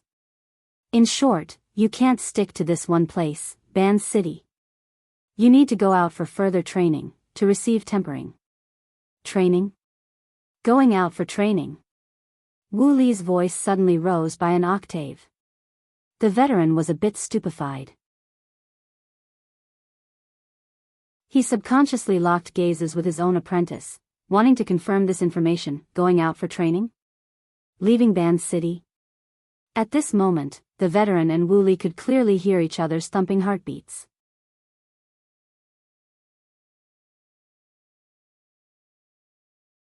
Chapter 828. D City, Spring City, Xia City, G City. Even Luoyang City on the other side of the ocean. As long as it can help me improve, I can consider it. Luo Nan blurted out the names of the cities he was more familiar with. Objectively speaking, there was a suspicion of exaggeration. However, when it came to expression and speech, this kind of parallelism was definitely very effective. Not to mention that Yin was helping him. Though Yin didn't understand why Luo Nan didn't communicate with her beforehand and suddenly said this, one of her duties as a secretary was to support her boss. She began to rack her brain from the moment Luo Nan brought up this topic. She keenly grasped the opportunity to cut into the topic, taking advantage of the situation to supplement and perfect it. The Castle Financial Group has always had a system of commissioned students. They have cooperated with many famous schools, enterprises, and even the military all over the world. We are happy to give talents with potential a chance to improve further. Of course, we need to sign a training agreement that is in line with the interests of both parties and in accordance with the law. The length of service must also be extended accordingly. That would be more reasonable, more realistic. Veteran Hand and 5 centimeters were breathing heavily, but they didn't even realize it. Mr. Mo's gentle voice continued to seep into their ears and minds. Wei Peixing is an existing system. If you're interested, you can ask Secretary Yin about it. I have no one to speak of. I don't expect everyone on Master Show's side to be talented, but as long as 1 or 2 of them can meet my requirements and be of use to me, I will have achieved my investment goal. The veteran felt that he could no longer hold on. The various worries and barriers in his heart instantly cracked under the plan that the other party seemed to have prepared for a long time. It was just a matter of blowing a breath away from complete collapse. However, Mr. Mo stopped here and returned to the nominal topic of the day. This is it. I'm very satisfied. What procedures do I need to go through if I want to rent it? I'll go get it done. I'll go get it done. Wu Li felt as if he had just woken up from a dream under the illumination of Luo Nan's gaze. He went to contact the service staff in a flurry. Seizing this opportunity, Veteran Hand deeply adjusted his breathing and calmed down the pain that was hard to control because he had struck his ribs. He also felt joy that was almost uncontrollable. At the very least, it was a form of hope. If the young people in the tribe could take advantage of this cooperation to escape from this cage and live openly under the sun, all the joint venture purchases would not be an obstacle. Right now, the biggest problem was the disparity between the other party's plan and their status as mutants. Mr. Mo's plan was an idealized operation based on technology.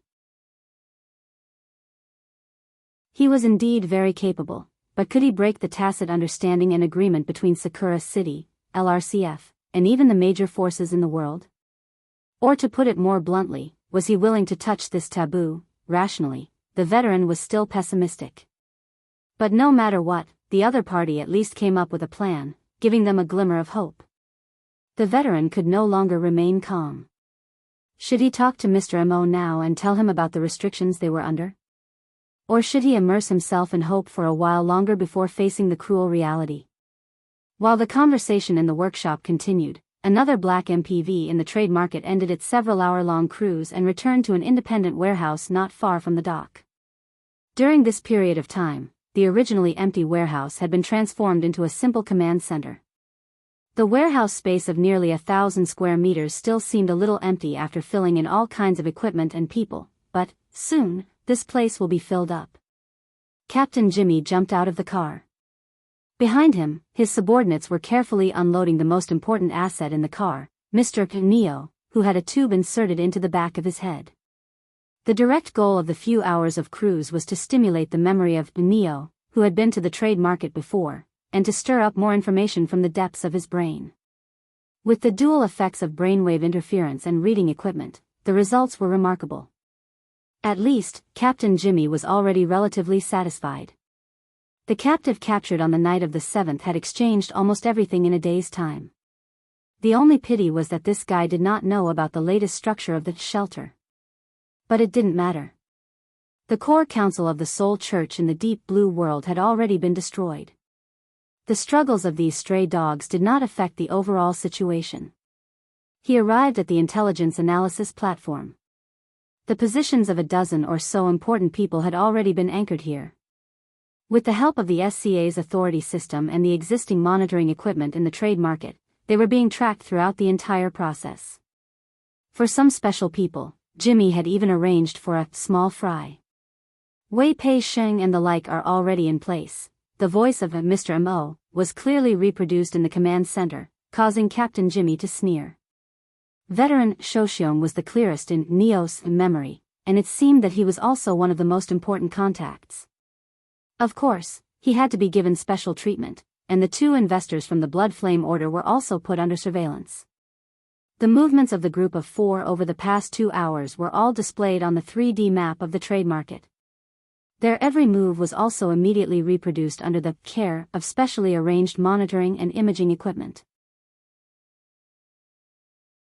Captain Jimmy swept his gaze over the slightly blurry and fake restored image, and turned to the middle-aged man in a suit beside him.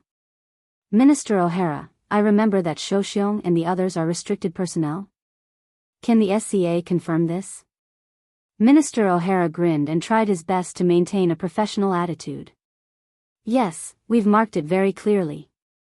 Shoshiong and the other members of the Hengduan 7 have social rights limited to a radius of 300 kilometers with the trade market as the center, and there are other restrictions in the city.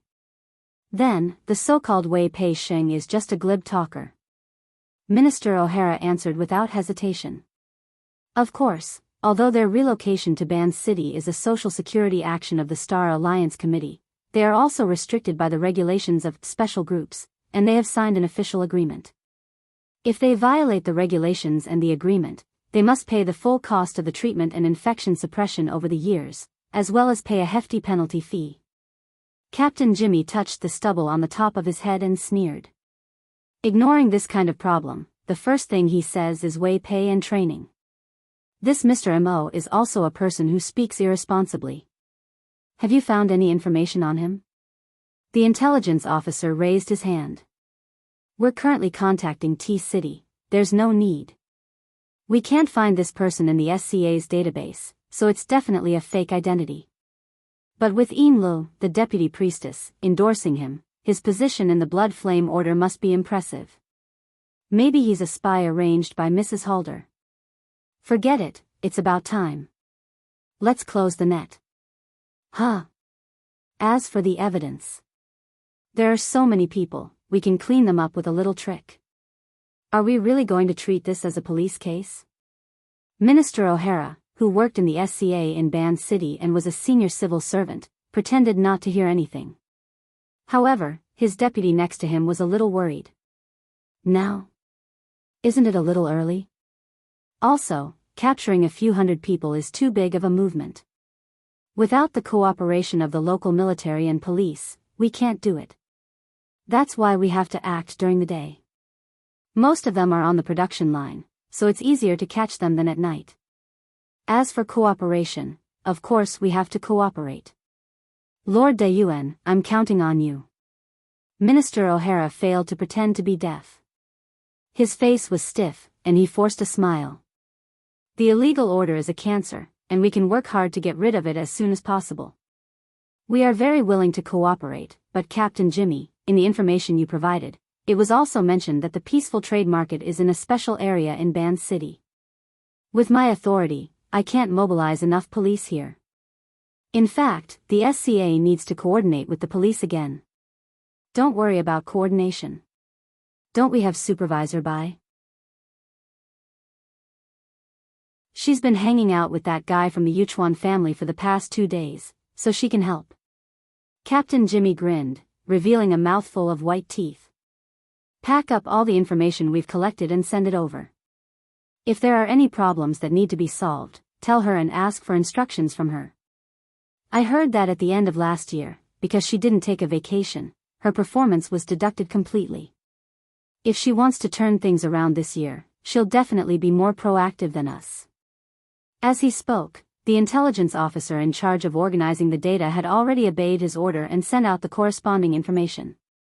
Captain Jimmy smiled in satisfaction and temporarily left the intelligence analysis platform. As he walked, he cracked his neck, and the joints of his neck bones creaked. There was also the sound of special metal being stretched, and only he could feel the subtle vibrations. He wasn't worried about any big movements. The dynamo core had already been updated to the 7th generation, and it had pushed him to complete a complete transformation. He was the first batch of Deep Blue Walkers to complete this kind of change. Even Tian Bang, who had made a name for himself last year and was known as the #1 person below the extraordinaries, had only just begun testing the 6th generation of products. Thanks to Professor Luo, if it wasn't for his cage theory, the experimental reality wouldn't have been able to complete the new generation of products so quickly. Right now, he couldn't wait to test it out in real combat. Even though he might not even need to do anything against this motley crew. From the warehouse, he could vaguely see the upper deck of the luxurious yacht from the distant pier. Investors of the Blood Flame Order? It would be fine if they were tactful, but if they were stubborn enough to get involved, he didn't mind using this order, which was going downhill, as a sacrificial target. "Captain, supervisor buys orders." Captain Jimmy snapped his fingers. "Okay, get ready." "Captain." The intelligence officer's voice was somewhat hoarse. "Wait a moment, Supervisor Bai has refused to authorize us." Captain Jimmy suddenly turned around. What kind of joke is this?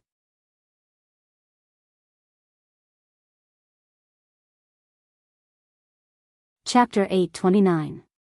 Supervisor Bai, regarding the arrest operation, I hope you can give me a clearer instruction. Captain Jimmy felt that his authority as a leader had been seriously challenged after making a fool of himself in front of his subordinates. He immediately called Bai Xinyan and taunted her back in a seemingly polite but actually forceful manner. The response from the other side was very flat. "Then, you can rest here and continue monitoring if you have nothing to do. The only thing you are not allowed to do is make any arrests. Do you understand?" What was with this unusually arrogant attitude? Captain Jimmy did not care about his tone. He had never taken Bai Xinyan seriously in the past. Today, he was unexpectedly hit with a stick. Now that he had to respond, the other party's attitude was like adding fuel to the fire. He unconsciously raised his voice. Reason? Overall judgment. What a good reason. Captain Jimmy could no longer maintain his polite facade. The only thing that drove him to continue speaking was the long distance that his fists could not reach. He could only smash his fist against the wall of the warehouse and explain his reason through gritted teeth. From Neo, we can confirm that there are missionaries from the Soul Cult who have made contact with the nomads of the 7 tribes and are preaching. The fish that slipped through the net 2 nights ago has most likely re-established contact with them. That person is an important person who has control of the shelter's new core configuration. If we allow him to spread this configuration and allow the Soul Cult to rise from the ashes, who among us can bear the responsibility? The configuration is only a standard, there are no secrets. As for the Soul Cult, as long as they use this method to preach, they are destined to lose everything. Bai Xinyan was still calm and collected. She did not mind debating with Captain Jimmy. As long as we know the people involved, it doesn't matter if it's the new version or the old version. It's not difficult for us to analyze it. As long as we can decipher it, with the characteristics of the shelter, the faster it spreads, the greater the harvest will be. Why not? Of course, I'm just saying this casually. Currently, the situation in Ban City is very complicated. There are a few people with strong influence and leadership who are not emotionally stable. I don't want a problem that could have been easily solved to become a problem because of someone's violent style. How about this explanation? Captain Jimmy's head was about to explode from anger. You directly pointed out names. Don't you feel tired of beating around the bush? Bai Xinyan's low chuckle came through the communicator.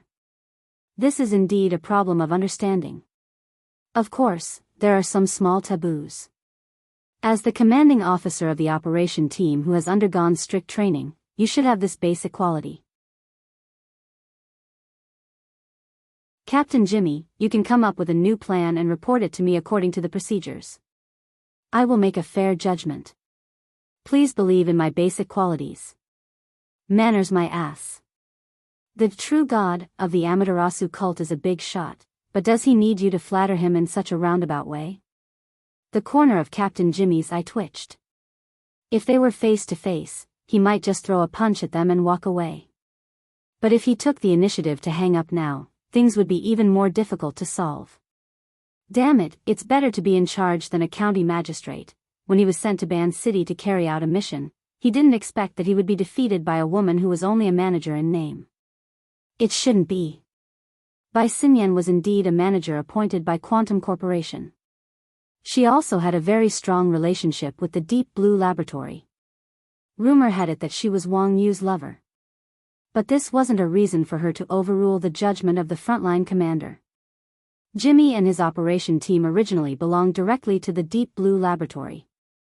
But when they were experimenting with the 7th generation Dynamo Core, their affiliation was transferred to the Apocalypse Laboratory. Between the two labs in Deep Blue World, no matter how one looked at it, Apocalypse had the upper hand over Deep Blue. Even if Captain Jimmy was just a new subordinate with a shallow foundation, there was no need for him to suffer by Xinyan's vexation. After a momentary clash of thoughts, one side gained the absolute upper hand. Captain Jimmy gritted his teeth. I will stand by my position and judgment on this matter. I will also report it to the laboratory. When the time comes, I will ask Manager Bai to communicate with Manager Yen. Who? That light and even disdainful tone clearly had nothing to do with the question. Captain Jimmy choked and couldn't speak anymore. If he said anything more, he would only be humiliating himself. Not only that, but his superior and backer would also be implicated. The terrible atmosphere of the call finally collapsed, and Captain Jimmy almost crushed his communicator. With a gloomy face, he paced around the corner of the warehouse a few times. Several times, he wanted to make a long-distance call, but in the end, he didn't choose such a lowly way to complain. In the end, he chose to use the form of a short message. After considering a few words that could barely be considered objective, he described the situation here and sent it to the other side. 5 minutes later, there was a buzzing sound, and the other side replied to the message. The sender was Yan Yongbua. The message was very short. Watch the show first. Captain Jimmy had followed this person for more than half a year, and he knew that this true superior of his wasn't referring to Bai Xinyan, nor was he referring to Bai Xinyan. Instead, he was referring to the greatest pleasure he had been looking forward to recently. It was a show of coercion and bribery led by capitalists in the vast Pacific Ocean. So far, the stage had not even been moved yet. With the attitude of the superiors on both sides, what else could Captain Jimmy do? He wanted to curse, but he forcefully pushed his emotions back down into his stomach under the gazes of the people around him. The special metal on the back of his neck seemed to be ringing, but this time it was irritating and uncomfortable. It even seemed to make his neck and shoulders ache. Captain Jimmy patted the back of his neck and ground his teeth. He stomped heavily on the ground and returned to the intelligence station. The operation will be cancelled for now, but keep a close eye on these people. Not a single one can be missed. The intelligence clerk didn't want to talk too much, but there was something he needed to ask. The 2 people from the Blood Flame Order. How should we deal with them? Captain Jimmy's dark face exuded a bit of green. He stared at the clerk with a look that made it seem as if he wanted to eat him up. But in the end, he only spat out 2 words from between his teeth. Keep an eye on them. The clouds that had been stifling for over 10 hours finally condensed into droplets of water in the middle of the afternoon. It began to rain with a pitter-patter. Yin-La held up an umbrella as she escorted Luo Nan back to the yacht. Snake Tongue welcomed him respectfully and helped Luo Nan change into his casual home clothes. Then she said, "My lord, it seems that there are people in the vicinity of the pier who harbor evil intentions towards us. Snake Tongue knew that Luo Nan's mental senses were sharper than hers, but as a member left behind, it was her duty to report problems. Luo Nan went, "Oh." He was disinclined to put on an expression. "Just keep an eye on them. Everyone keep an eye on them. They probably won't start fighting for a while." Yes. 3 hours had passed since the short-term rental agreement was finalized. During this time, Luo Nan stayed in his rented workshop to familiarize himself with the equipment. He drafted an experimental plan according to the relevant circumstances. How to integrate the high-end technology and high-end requirements of the mysterious alien civilization with the reality of Earth's environment. This difficult problem consumed a large amount of his brain cells. It made him lazy and somewhat unable to lift his spirits. However, he still attached great importance to the group of people in the warehouse at the pier. Especially the leader. The structure of his body and soul was very valuable for research. Unfortunately, the current environment of Ban City was complicated. Everyone was afraid to take action, so Luo Nan needed to keep a low profile as much as possible. Sometimes he couldn't keep a low profile. At the very least, he needed to learn to feign ignorance. Luo Nan had just learned this. At this time, Enla delivered the latest information she had gathered. It was related to the Hengduan 7 tribes. It was also the so-called restricted residence situation in Ban City. Luo Nan skimmed through it twice before putting it down. Enla had already explained the specific information and sensitive points to him. He wasn't a person of the law. He didn't need to consider too many minor details when solving problems. In short, in order to smoothly implement the Wei Pei student system, Ban City won't let people go. Is that right? It's not just Ban City.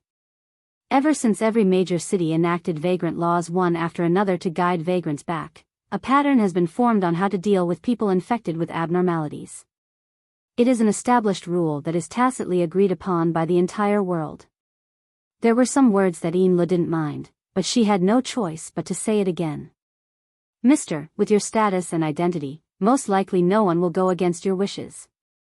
But if you use a system to replace the established rules, then the nature will be different." Luo Nan went, "Oh." He didn't say anything else. He seemed to be pondering, but he also seemed to be lost in thought. Half a minute later, the virtual work area in front of him suddenly opened. Enla was too close, so she was hit by the projected light. She hurriedly moved to the side. But she saw that the work area was displaying the psychic diagram of the deep sea from yesterday morning. Needless to say, this was yet another leap of thought that she couldn't understand. Luo Nan's hand casually streaked across the image of the deep sea. Finally, his fingertip stopped at the corner of the image, where the only light was. "I've dealt with the matter of mutated infections before. I was quite nervous at the time. It seemed that if I wasn't able to control it, it could turn into a disaster like Resident Evil. But now it looks like everyone already has a set rule. Do you have the specific data on the number of people infected with abnormalities in the entire world?" "You're saying the number of people, living together and scattered, treatment control, death." Luo Nan spoke without thinking, and Enla understood. "I will collect comprehensive data and report it to you." His fingertips continued to move across the psychic diagram. Luo Nan had the impulse to continue modifying, refining, and completing the diagram, but he controlled this impulse. This was because he knew that it wasn't time yet. He was still lacking in maturity. The infected with abnormalities, the deep blue world, the soul cult. I have to look at everything together. Enlu instantly discovered that she had accepted an extremely thorny task. But at the same time, this was perhaps the first task she had accepted. It was a task that truly suited her identity as Boss Luo's secretary. She took a deep breath and bowed once more to show her seriousness.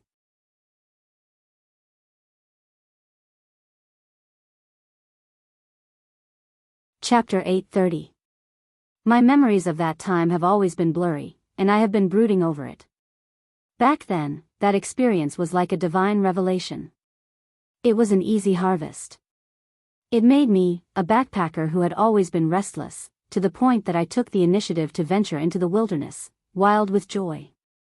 As time passed and my understanding of the divine revelation deepened, it easily became a burden. Knowledge and energy are completely different. The latter can be transformed in many forms, but the knowledge itself shouldn't have fallen from the sky. It shouldn't have been forcefully stuffed into one's memories. I don't like the reason, divine revelation. I want it to have a process of cognition, understanding, and digestion. This is more in line with the value of this knowledge itself. Therefore, I traced back, hoping to be able to straighten out the entire vein. Dean Wan was a person with a story. Luo Nan read Dean Wan's reply and felt rather moved by some of the passages. This was the first time he knew that Dean Wan's exquisite and profound creation law system was obtained in such a way. Inevitably, Luo Nan had a few relevant and reasonable conjectures regarding the source of this system. Dean Wan most likely thought the same. Therefore, he was very interested in the information released by the Horned Demon about the Wilderness Laboratory. He didn't have to travel 1,000 miles to investigate. In the past, Luo Nan and Dean Wan had a friendly relationship, but it wasn't to the point of confiding in each other. However, Luo Nan's translation of the lamination interference technique had a powerful catalytic effect. It had indeed achieved the effect that Luo Nan hoped for. Everything is understood without words. But with the temperament of the two, they wouldn't talk too deeply about this problem. In fact, this was only a small portion of Dean Wan's series of replies. It was a sudden sigh. The main content was still deciphering the material. The lamination interference dynamo core technique is my favorite type. There aren't many mechanics, and there are few assumptions. It is established on the basis of sufficient observation and material collection. It excavates the existing laws of the world, as well as positive interactions with humans. Show them and use them. The world is material in the end. Its ultimate form of expression is material. It requires material products to serve as proof. The author of the article has shown us the exquisite transformation from one material form to another material form. There are many illusions in the world that confuse the senses, but this is not one of them. This is a flow process that changes at will. Every link can stand up to scrutiny, showing the absolute beauty of the eternal change of the material world. When people were awed by this beauty, the author had achieved his goal. The biggest limitation of using this technology comes from ourselves. Whether we have the ability to understand and reproduce its aesthetics, as well as the material basis to match the aesthetics, Dean Wan was full of praise for the information on the stacking interference technology, and some of it was even sublimated to the point of poetry. However, most of it was still the analysis of the specific content, which was basically a careful reading of word by word. The various flaws of Luo Nan's forceful translation were undoubtedly exposed under this sort of study. He was forced to constantly rework, checking for loopholes and filling in the gaps. Only then was he able to resist Dean Wan's powerful and strict logic. However, Luo Nan obtained even more. A lot of experience, calculations, and speculations were no longer limited to the lamination interference technology itself, but included the reflection of Director Wan's entire knowledge structure. All of this was presented in front of them through the text, graphics, and even the content of the demonstration sent back by President Wan. It was impossible for all of this to be transmitted all at once. In fact, this was already the 6th wave of feedback that Luo Nan had received. It was a vast book of over 100,000 words, but it was only a cursory reading of the entire material and a small part of it. With Dean Wan's help, Luo Nan was able to read very thoroughly, even though he had only read a small portion of the material. He had basically grasped the core concept of this material. The intricate structure design had been deciphered almost perfectly. Only the most important part, as well as the most important part, was the processing. Both the material and Dean Wan liked to call it the creation stage. It was here that he encountered the same old problem as before. The processing environment and requirements of the mysterious extraterrestrial civilization were far superior. The disparity with the simple and crude conditions of Earth formed a barrier that was hard to surmount for a time. In the past, Luo Nan could only completely rely on the virtual brain system when he encountered this sort of thing. He followed the calculations of its intelligence to reduce, and reduce again until he could bear it. The exoskeleton laid with the electromagnetic muscle membrane structure was the product of this subtraction, and it was also the final plan that could only be realized after the God-binding hoop and the biological reactor were two hard goods. But this time, neither Luo Nan nor Dean Wan had any intentions of compromising. They didn't consider creating a high-end psychic core product in a short amount of time, but they didn't want to make do with it. They just researched and pondered bit by bit, starting from the core concept that was already relatively clear. They first did subtraction, then they did addition. They saw if they could find a winding and complicated path that would allow them to bypass this obstacle in the end. We need to start from configuration design. The greater the material conditions, the greater the changes in configuration design. The lamination interference technology is a mature plan. Even though there are restrictions here and there, it is already close to being a public product. We can basically confirm that it can be used by the majority of people at the corresponding level. But we don't need to consider this situation. First, we can make a private version that meets certain conditions. Perhaps this will be closer to the author's original design. This was Dean Wan's train of thought. It was indeed very reasonable. Then the core responsibility of changing the design was pressed onto Luo Nan's shoulders. This wasn't cheating. Dean Wan believed that Luo Nan's level of configuration design was far above his own. Luo Nan was the best and most suitable choice in the world. As for Luo Nan, even though he communicated with Dean Wan and asked for help from the Wan court, he wasn't willing to let someone else handle this important link. After all, this was something that belonged to him and his family. He had always believed this. Since a consensus was reached, another round of research had arrived. There is a fundamental difference between imitation and plagiarism. Being able to design and being able to do it are two different things. It's an excellent train of thought, but these problems appeared when I repeated it. The problem with the secondary structure needs to be explained clearly. I don't understand it, and I think it's too complicated. It doesn't conform to the refinement and elegance of the design itself. My opinion is. Back and forth discussions, learning, borrowing, and even debates and quarrels took up the majority of Luo Nan's time. Well, no quarrels were more painful than quarrels. Luo Nan and Dean Wan did not use instant messaging tools in order to guarantee the security and privacy of the data and communications. Instead, they used the psychic wave network of the Xia City branch to conduct encrypted mail transmissions. The more restricted the communication, the more the two sides needed to rack their brains. They needed to thoroughly research the issues raised by the other side, and then transcribe a sufficiently persuasive reason. It was very difficult to mix emotional things into this. It needed to be rigorous and thorough, or else it would just be a waste of an opportunity to communicate. It would delay the progress of both sides. From Luo Nan's perspective, this was a novel feeling that he rarely experienced. There were some aspects of thinking that he might never be able to touch, but they were cornerstone-like existences to Dean Wan.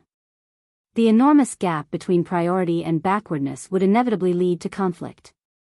In the end, it was possible to reach an agreement. It was possible for both sides to compromise, but it was also possible for them to shelve it. But even so, the efficiency was still increasing. There was a qualitative difference between one person and two people. The pleasant surprise of having an outstanding answer placed in front of one's eyes as soon as one opened one's eyes was extremely refreshing. Luo Nan would not slack off because of this. He hoped that Dean Wan felt the same way. Use your strengths. Be anxious for my needs. Be more realistic. Be more pragmatic. I still have to walk the mental side. The most malleable thing in the body and soul framework is soul strength. Dean Wan's brain was a lump of wood. It seems that I can do a bit of work with the structure of space and time. This kind of structure is very ambiguous in the virtual brain system. It is considered to be on the material side, but there is also a core of the mental side. Combining the strengths of the two is a bit interesting. Luo Nan muttered to Dean Wan and the principles he set himself as he continued the design process. The virtual work area had complex configuration lines, but what flashed through his mind was only 10 times, 100 times more. He had inspiration. He just persevered in searching for the most suitable one. This was the image of Mr. Mo that veteran saw when he came in. There was no greeting. Perhaps Mr. Mo didn't discover his arrival at all. Or perhaps Mr. Mo didn't have any intention of diverting his attention. Veteran Han didn't get angry. Miraculously, Luo Nan's nagging, chanting sutras unconsciously eased his stomach full of grievances and oppressiveness. He stabilized the moving frame that he had pushed over and found a chair in the workshop. He rested for a while, not opening his mouth. He just let Luo Nan continue to chant. He was very familiar with this scene. In the past, when he was pondering over designs and repairing things in the wilderness, it was basically like this when he encountered a difficult problem. How could there be such a peaceful environment back then? On the plateau and in the mountains, the howling of the wind and the roars of beasts could be heard from time to time. There were even the sounds of explosions and fighting. They disturbed him all the time. In those times, only talking to himself and forming a domain could help him concentrate his mind until he entered a state of high concentration. This sort of situation practically disappeared after arriving in Ban City. Even if he researched some things, his goal wasn't as pure as it was back then. Hee. It must be the beautifying effect of his memories. Veteran never cared to beautify his past experiences. But as he grew older, he couldn't help but reminisce about them. Occasionally, he would dream about them in the middle of the night, and it was as if he had returned to the wilderness where life and death swayed. He even often thought about it. If only he could have died a happy death back then. That would certainly be the most perfect ending. A sudden vibration from his wrist interrupted his thoughts at this time. It seemed to affect the rhythm and atmosphere of the room. Luo Nan's gaze shifted from behind the workbench. His brows furrowed.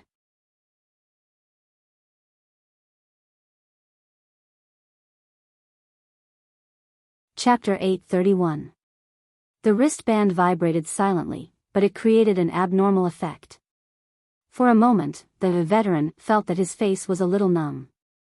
He didn't know if it was because of Mr. Mo's piercing gaze. He hurriedly tried to turn it off, but it was too late. The veteran could only smile awkwardly. He first nodded to apologize to Mr. Mo, then looked at the contact person. Soon, his old face sank. It was that bastard occupant Rongsan. The anger in his heart burst out again, but he didn't want to disturb Mr. Mo, so he got up and walked out. When he was about to go out, he finally couldn't help but say stiffly, if it's still the same words, there's no need to talk anymore. He really didn't talk for long. In less than 2 minutes, he turned back from outside the house. At this time, he saw Mr. Mo standing in front of the mobile shelf he brought, looking at the hanging exoskeleton frame, and rubbing it with his hands to test it. The rough skeleton on the shelf was really a skeleton. It was called an exoskeleton, but it wasn't the time to design the appearance yet. Everything was simple. It was just bones pieced together in various ways. Just looking at the details, it was good craftsmanship, but looking at the whole thing, it didn't look like it. The main material of the assembled bones was an amphibious mutant called Ox Demon in Ban City. Yes, it was made from the prototype of the mutant dark dragon god wilderness spirit, worshipped by the Great Zay cult.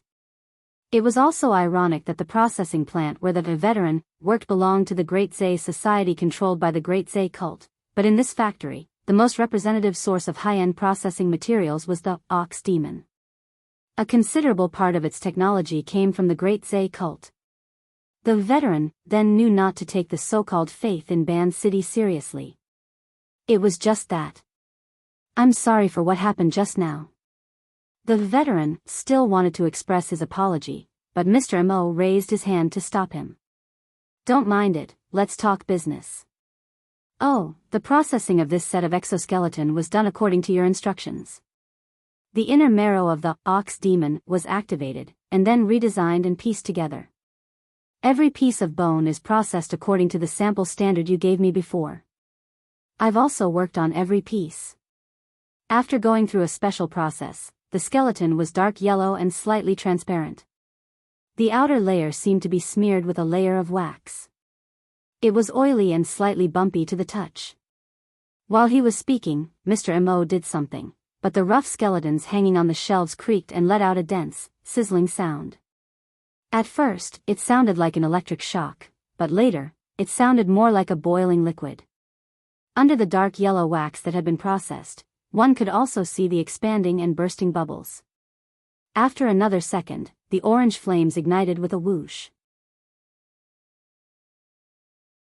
Following the wax that covered the surface, the rough skeleton was completely set on fire. The flames started from underneath the wax, and the bones sizzled as they burned, as if they could crack and be destroyed at any time. If the processing of the materials was not up to standard, it could really be destroyed. The veteran stared at him. Mr. Mo had done this several times before, and each time, he would pay the full amount of the materials. Because of this, the rework made him lose face. This time, it could also be the beginning of another rework. In fact, the veteran could see from the first time that with Mr. Mo's high standards, his current apprentices could not keep up with the pace, so he had to do it himself. In total, he had been tossing and turning for almost 50 hours. It was hard to say what the result would be. The veteran had not encountered such an unconfident job for many years. Fortunately, this time, even when the flames were extinguished and the wax on the surface burned through, the bones were still intact, but they had obviously shrunk a little. There was still a layer of blood coming out of the bones. It was like the state when they were just killed and peeled off. There was still the smell of blood that had not cooled off. Mr. Mo stretched out his hands, grabbed one of the slender bones, and pulled it with force. The bones were like elastic rods. After bending, they naturally bounced back. But immediately after, Mr. Mo used the same action, and the bones turned into metal-like materials. They twisted and changed shape, twisting into an irregular strange circle. Left there, the other bones also twisted. Finally, with a flick of Mr. Mo's finger, all the bones recovered their elasticity. They buzzed and bounced back to their original state. The veteran's eyebrows twitched as he watched. After the bones went through a few rounds of processing, the elasticity and plasticity could reach this contradictory and unified state at any time. It was already very similar to some cutting-edge military rare alloys. The most important thing was that it still preserved the special activity of the mutated bones. There was a lot of research that could be done here. It was just that the strength and lifespan were unknown. After decades of accumulation and the recent hot catalysis of the deep blue walkers, the technology of the exoskeleton armor was already very mature. Although it was only a rough mold, the veteran could still see that some of the design ideas that Mr. Mo requested were mimicry transformations, which belonged to the field that he was most proficient in. The veteran really wanted to delve deeper into it, but the mundane tasks around him made him irritated. He looked at the pure and focused Mr. Mo, who was focused on examining the bones, and unconsciously sighed. "It's okay. Don't worry too much." "Oh, huh." Mr. Mo was still examining the various indicators of the bones. He didn't turn around, but his words seemed to be exceptionally comforting. The Amaterasu cult released a silent fart and digested it in their crotch. Right now, all parties in Band City are a little confused. It's normal for the Great Zay cult to have a change of heart. Is that so? The veteran was really a little confused when he was suddenly brought up to the level of the Amaterasu cult. Speaking of which, this was the first time that Mr. Mo took the initiative to talk to him about the current situation. All of a sudden, it was so high-end that it made him a little embarrassed. So it's useless to worry. It's better to concentrate on the matter at hand. Mr. Mo obviously used the logic of a technician. This couldn't be considered comforting, but the veteran just liked this. His old and hot-tempered temper that had been honed for decades was exposed at this moment. He didn't want Mr. Mo to look down on him, so he temporarily threw away all the worries in his heart and rolled up his sleeves. What am I worried about? I'll worry for whoever gives me money. Is there anything that needs to be adjusted? I've seen a few connecting parts, and they seem to be very crude when they were designed. The veteran rubbed his palms together and stepped forward. Whether he had really thought it through, or just mustered up a moment of anger, in short, he had returned to his previous unscrupulous state. He discussed in front of the skeleton and adjusted it, but he didn't know that Mr. M.O., who had become silent again, was paying attention to his mood, body, and even the various slight changes in his aura and magnetic field. In a way that was very difficult for him to understand.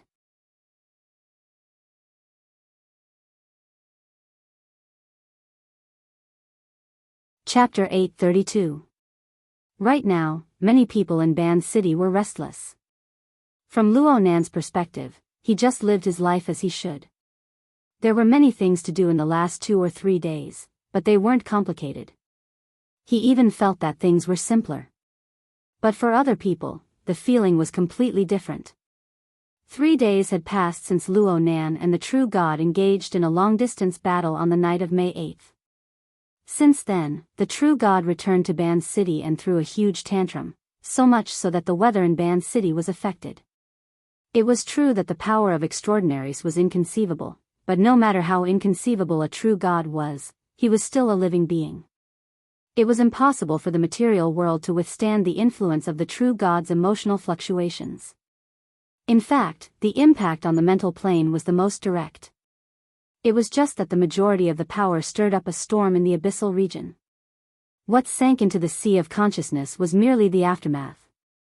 Then there were the aftermath waves, which lasted for dozens of hours. It was more than enough for people to enjoy. This was especially true for the half-baked veteran. His bubble cage in the sea of consciousness was sturdier than that of an ordinary person, but it couldn't compare to that of a truly powerful person.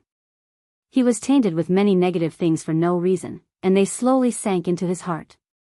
It was equivalent to a chronic poison.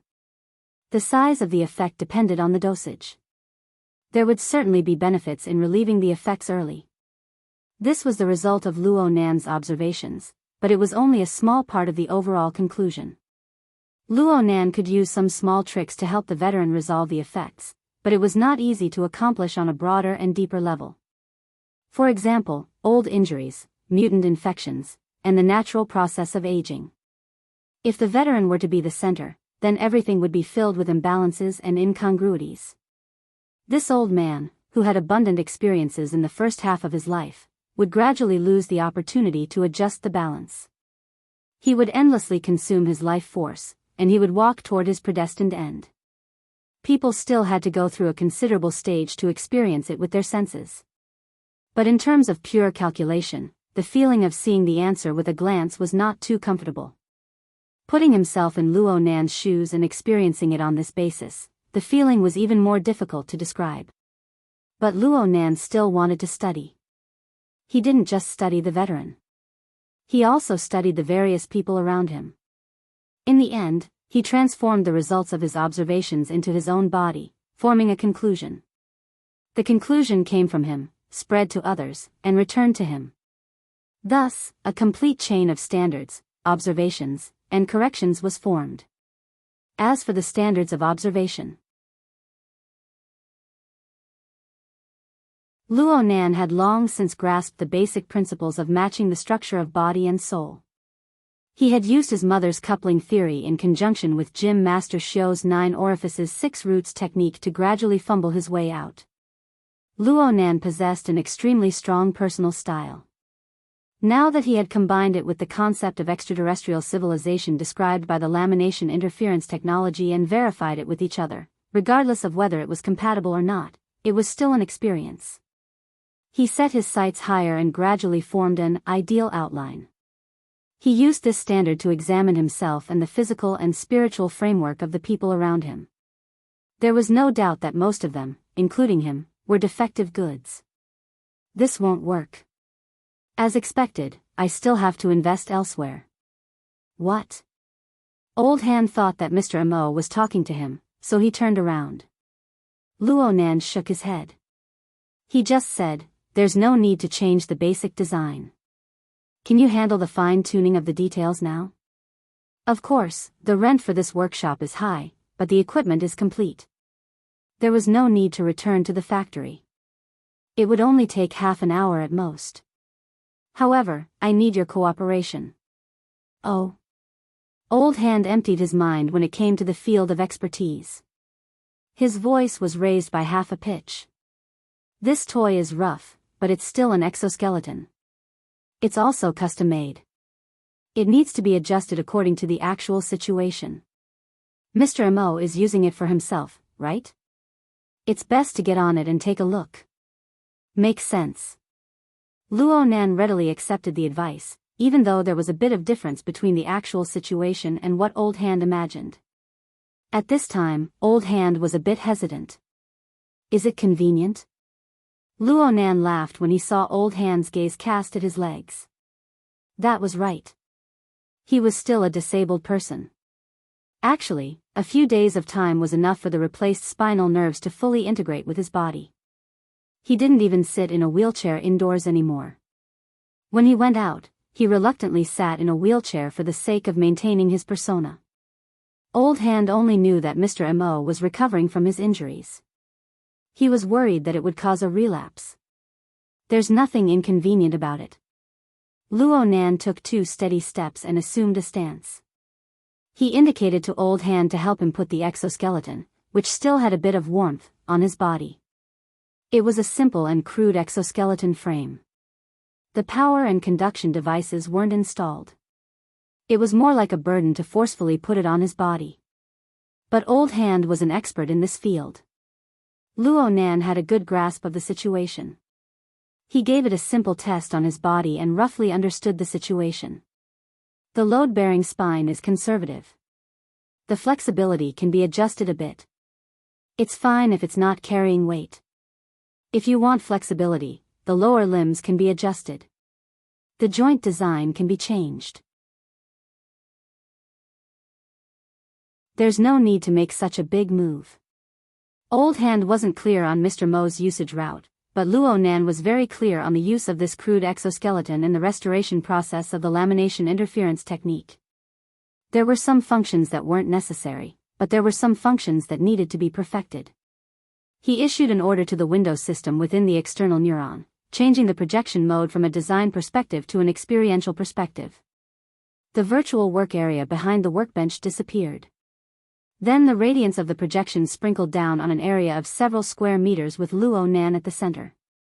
The radiance completely covered him, merging him with the projection area as one.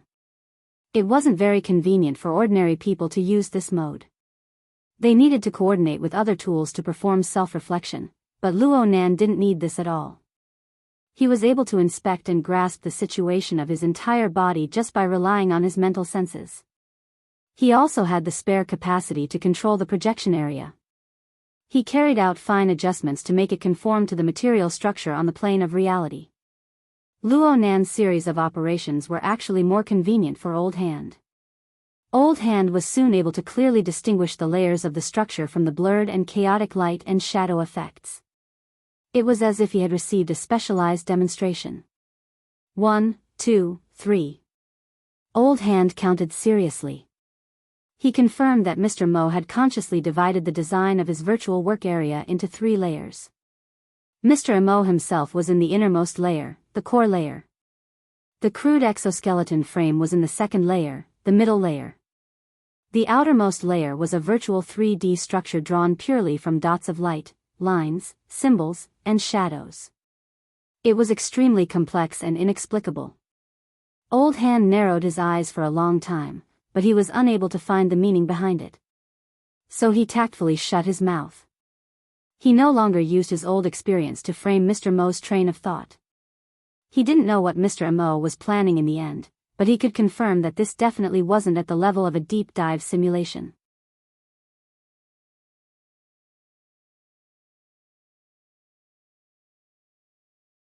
Chapter 833. This must be the big shots from the inner world. I can't compete with them. I can't compete with them. Sure enough, it's more realistic for a small fry to build a shelter bit by bit. Compared to the capriciousness of the great swamp church, Veteran had a stronger resistance to the bizarre scene in front of him. After a slight fluctuation in his heart, he regained his balance. He looked at the exquisite structure that Mr. Mo had planned purely with an attitude of appreciation and knowledge. He saw that the dark red color of the skeleton due to repeated processing had become more intense. It seemed to be glowing, as if the marrow inside the skeleton had turned into a fluid that passed through the various connection points of the exoskeleton and connected them step by step. It was obvious that the aberration trait inside had been activated. Veteran was most familiar with his own work. He could see the state of the processed skeleton at a glance. While processing, the activity of the aberration trait was retained. This was the core of this set of technology, and it was also the most valuable part. Generally speaking, this reserved aberration trait existed as a stimulant. It stimulated the user's potential for a short period of time and exploded with extraordinary power. Then, the user would have to bear the corresponding risks. That minor brother of the Soul Church had half died because of this. However, the aberration trait usually took effect through infiltration and infection of flesh and blood. There was not much meaning in simply activating it. Mr. Mo, on the other hand, seemed to be using it as some kind of fuel. As for the first fire that ignited it, Mr. Mo's deeply controlled and rhythmic breathing, as well as the somewhat inflated outline of his body, formed an obvious causal relationship with it. Veteran judged that Mr. Mo had activated his physical strength, giving the skeleton a driving force, causing the aberration trait inside to ignite. It circulated and changed in the specially designed structure before being output to the outer layer. The inner layer, the middle layer, followed by the outer layer. The illusory light and shadow symbols that were presented by the projection function seemed to have become a substantial existence. The energy that was transmitted from the inner and middle layers was injected into it. It flowed endlessly along the plan structure and gradually dispersed in an orderly manner, causing the three-dimensional projection structure of the outermost layer to become more and more complex. Veteran's vision was a little blurred. He unconsciously blinked, and when his pupils focused again, the scene in front of him became even more absurd. The complex projection symbols and structure at the outermost layer gradually became blurred. To be more precise, what was blurred was the boundary between them and the surrounding space. It was as if there was some sort of fade effect, causing the projected 3D structure to fade layer by layer from the outermost edge. Energy conduction was from the inside to the outside, while fading away was from the outside to the inside. It was unknown what kind of logic was reflected in the process of changing in completely opposite directions. At this time, the most eye-catching thing was the middle-level skeleton. This thing also seemed to feel the contradiction between the two changes, and it seemed to be squeezed by an invisible force. Its originally relatively stable physical form also began to distort, vibrate, and sway, and the amplitude rapidly increased. Ouch! Veteran cried out involuntarily. He saw that the skeleton on Mr. Mo's body was pressing against Mr. Mo's body, but due to the limitations of the protective structure, it missed by a few millimeters. His reputation and face had almost been destroyed. In that instant of change, the low and hoarse sound of the joints rubbing against each other made one suspect that it might collapse by itself at any time. At this time, the exoskeleton was simply a bone demon that had lost control. But in just 1 or 2 seconds, the periphery of the out-of-control bone demon entered the fade effect area. Without any privileges, the exoskeleton, that was refined from the bones of the ox ghost, slowly faded and disappeared, just like the projection symbol structure. The exoskeleton was still struggling and twisting, but this weird effect process was irreversible. Fade, erase, disappear. The series of demonstrations and actions just now seemed to be some kind of special ritual that made the expensive exoskeleton complete the transformation from real to intangible, and then it disappeared without a trace. It really disappeared completely, and not even a piece of it was left. Just when Veteran almost thought that even Mr. Mo was going to be faded, the chaotic and treacherous situation came to an abrupt end. Mr. Mo let out a long breath. There were already traces of sweat on his forehead and sideburns. Obviously, the period of time just now had consumed a lot of his physical strength and energy. Not bad. It basically meets the requirements. Veteran was a little dazed, which was rare for him, until Mr. Mo called him back to reality. Master Show, there are still some small changes inside. Veteran felt as if he had just woken up from a dream. Speaking of which, it was also the first time he saw Mr. Mo's strength. It was a little difficult to jump from his first impression of a handicapped person to this channel. So he subconsciously asked a few more questions. What were you doing just now? Using absoluteness to imitate relativity, and using perfection to simulate imperfection. Huh. Oh, what I mean is that I need to enter an absolute and perfect state, but I can't reach it at my current realm. I can only use external objects and corresponding designs to magnify and improve in order to strive to achieve my goal in a limited area. Master Show, the exoskeleton you made basically meets my requirements, but there must be some minor adjustments in the design and craftsmanship. The craftsmanship can't be considered as minor adjustments, right? Veteran finally calmed down and talked about the matter as it stood, but for some reason, he felt a little diffident. The strength that Mr. Mo displayed far exceeded the upper limit of his estimation. Was this a belated show of strength? Was this a warning for the slow progress of his investment business? Veteran could not help but feel petty, but Mr. Mo was easier to talk to than he imagined. In terms of craftsmanship, I will ask another friend, and I will send you the specific suggestions later. But during this period, Master Show, you will have to prepare more raw materials. This was expected, so Veteran asked casually, how many? Based on the finished product, at least 10 or 20 sets. You are going to arm a squadron? They are expendable. Recalling the distorted appearance of the exoskeleton, before it disappeared, Veteran easily believed it. He wanted to ask for more details, but he saw Mr. Mo's expression become serious. His attention shifted, and he seemed to have picked up a certain communication. He mumbled. Sis. Half a second later, he said, yes, it's convenient. No matter what he said, his eyes subconsciously glanced at the veteran. The latter was a perceptive person. He did not say much, nodded, and quickly turned to leave so that everyone would not feel awkward. But when he was about to leave, Veteran still heard Mr. Mo's amplified voice.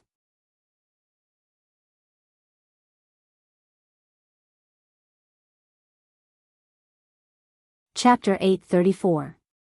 The departing veteran didn't know that Luo Nan was still feeling a bit awkward inside the room. He had been floating outside for over 10 days since he left Xia City. Not many days had passed, but he had experienced many things. He felt as if a lifetime had passed when he suddenly received He Yuan's call. The reason why he felt this way was because He Yuan hadn't taken the initiative to contact him during this time. Actually, Luo Nan's personal wristband, hexear, and other electronic communication devices were all placed in the underground laboratory of gear on the North Bank. He could only sense and remotely control them through the external neuron and the soul cloak. In this way, even if he were to call someone, his location could only be set at Xia City. Of course, ever since he rode the Devil Ray to fly, this little trick was revealed. The general meaning was, I'm not in Xia City, yes, but I won't say where I am. He Yuan didn't contact him under these circumstances. This reflected her respect for Luo Nan's actions and choices. Naturally, she had her reasons for contacting him again. He Yuan's voice was calm. She didn't have any complaints, nor did she make any gestures of concern. It was as if they met every day and were having a daily conversation. Bai Xinyan left Ban City half an hour ago. She called me on the flight. Luo Nan grinned as he accepted He Yuan's calm and collected good intentions. He also acted calm, she's already left. The conversation was simple, but there were many unspoken words. Bai Xinyan knew that Luo Nan was in Ban City, and she informed He Yuan. Perhaps she wanted to give Luo Nan another warning through He Yuan. But from Luo Nan's perspective, there was no point in hiding things at this point. He naturally treated He Yuan as someone in the know. That woman really does have a talent for snitching. Did she also leak information to the Amaterasu Order? As far as I know, not yet. Really? This person's position is quite mysterious. He Yuan explains softly. Even though Bai Xinyan holds a position in Quantum Corporation, her role is similar to that of a shareholder representative. Compared to Quantum Corporation, she is quite detached. But many times, her words and actions aren't the embodiment of her own will. Then, kindness or malice. Which is her will? Luo Nan chuckled twice. Who's the shareholder behind her? Wang Yu? Deep Blue Laboratory? Apocalypse Laboratory? Or could it be Li Wei, the demon from beyond? Luo Nan didn't say the last sentence, but his opinion of Bai Xinyan hadn't lessened in the slightest. Someone who doesn't have a fixed standpoint, or someone who can't see through a standpoint, can only be more dangerous. Plus, she's always playing with this sort of thing. It's mostly due to her own vile interests. Humph. Sooner or later, she'll get out of it. He Yuan didn't need to clear Bai Xinyan's name. She just listened quietly. Luo Nan spoke to his heart's content, but a thought suddenly leaped into his mind. Sister Yuan, which side do you represent? Of course, he didn't ask this question, but truthfully speaking, He Yuan did indeed have a complicated background and was deeply connected to various interests. It just so happened that she was always able to maintain a relatively impartial position. Moreover, she maintained a tendency that made Luo Nan feel very at ease. This was enough. Luo Nan didn't want to be paranoid, so he quickly cut off this meaningless train of thought. He made a request out of habit. Sister Yuan, I want information on the Deep Blue world. Try to be as detailed as possible, such as the Deep Blue Laboratory and the Apocalypse Laboratory. The deeper you go, the better. If it's not easy to obtain, basic information on geography, minerals, and labor would also be fine. Also, the person in charge of the Apocalypse Laboratory is called Li Wei, right? Do you have any detailed information on him? Luo Nan couldn't help but single out Li Wei. He had gathered this information, but he was limited by the Blood Flame Order's channels. The information was superficial, and he wasn't too satisfied with it. He Yuan was silent for a moment before responding. There are some confidential information that I'm not suited to provide. However, I will transmit some basic information and the corresponding catalog of information. If there's anything that you're particularly interested in, Mr. Luo, you can make an application to the government. This is because right now a portion of the information is gradually being declassified. And your relevant privileges have been rising rapidly recently. Under normal circumstances, the Star Alliance Committee won't refuse you. Luo Nan was shocked. There's such a move. Because we have to go through the process, the speed will be a bit slower. The other side will certainly get the information if we look over here. That doesn't matter. In any case, the entire world knows that we're not on good terms. Luo Nan admired He Yuan's ability to handle matters well without stepping out of the circle. He rubbed his palms together for a time, waiting to dig up Li Wei's foundation. Fine, he probably wouldn't be able to dig up Li Wei's foundation, but it would be good to clear away a layer of dirt. He Yuan asked him something at this time. How will Mr. Luo go to the Jadeite light auction? The Devil Ray isn't a good means of transportation. Luo Nan was stunned for a moment, then he laughed. Sister Yuan, you're joking with me too. Right now, there are people who are putting on airs and watching me make a fool of myself. Why would I do what they want? You're not going? He Yuan was a bit surprised, but she soon felt relieved. She let out a sigh of relief. It's best if you don't go. I'm going. Why wouldn't I go? She clearly paused for a moment before continuing. What plans does Mr. Luo have? Cough. I haven't thought about it yet. These words seemed a bit irresponsible, but Luo Nan really hadn't thought about it yet. He wasn't naive or kind enough to believe that things would be over if he quietly seized back the 70-format laboratory and controlled the Horn Demons. The large amounts of equipment and information in the laboratory were still things he needed to get his hands on. Plus, it was very likely that this involved some matters of the past and relevant information that he urgently needed to understand. There was also the humiliation and threat of being toyed with in the palm of someone else's hand. This matter wouldn't be over even if he controlled 10 more horned demons. It was just that the first half of his time was focused on killing people. The second half was stuck in the external neuron, the abyss world, and the lamination interference technology. Matters like veterans and the soul order were interspersed in the middle, and he even exchanged a few moves with a true god. His brain really couldn't wrap itself around all of this. He was a bit confused when he heard He Yuan's question.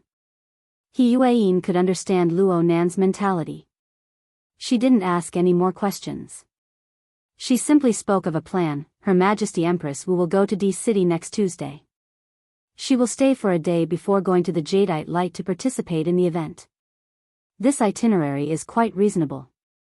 Her private flying shuttle will stop for an hour in the sea outside of Ban City. The coordinates are. If Mr. Luo is nearby, you can go meet up with Her Majesty Empress Wu. Luo Nan was a bit surprised. Her Majesty Empress Wu is participating as well?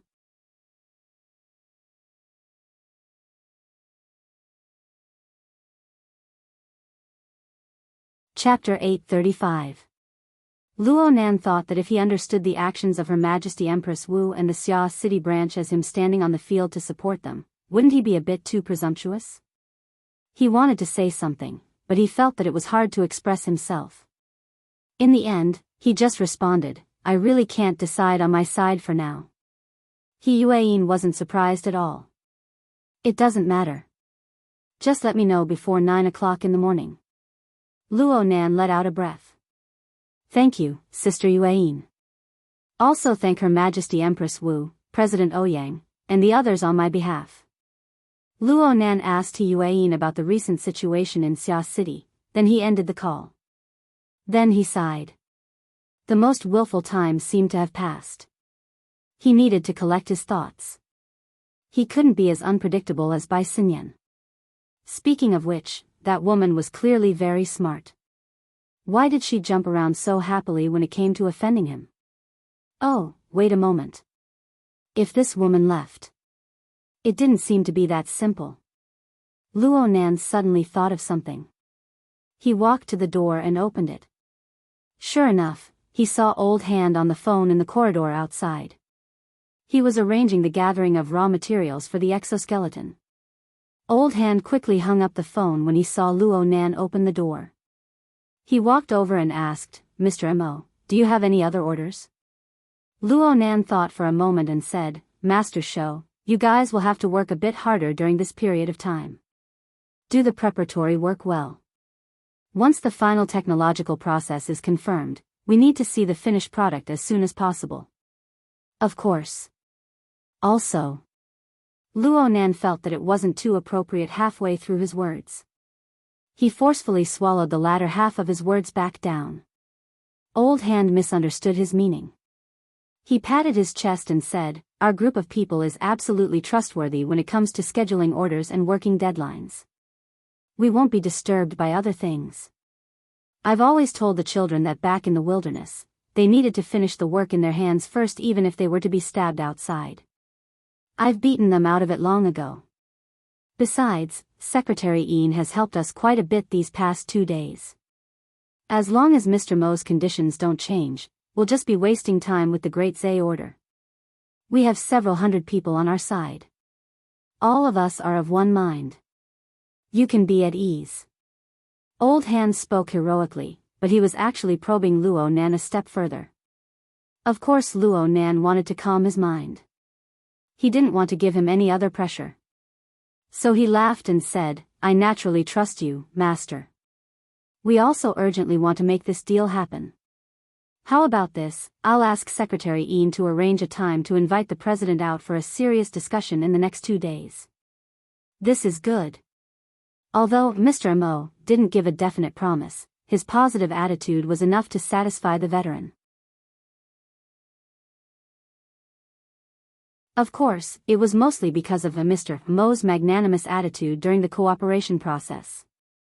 That set of extremely valuable exoskeleton design plan and processing technology was taken out without any concealment.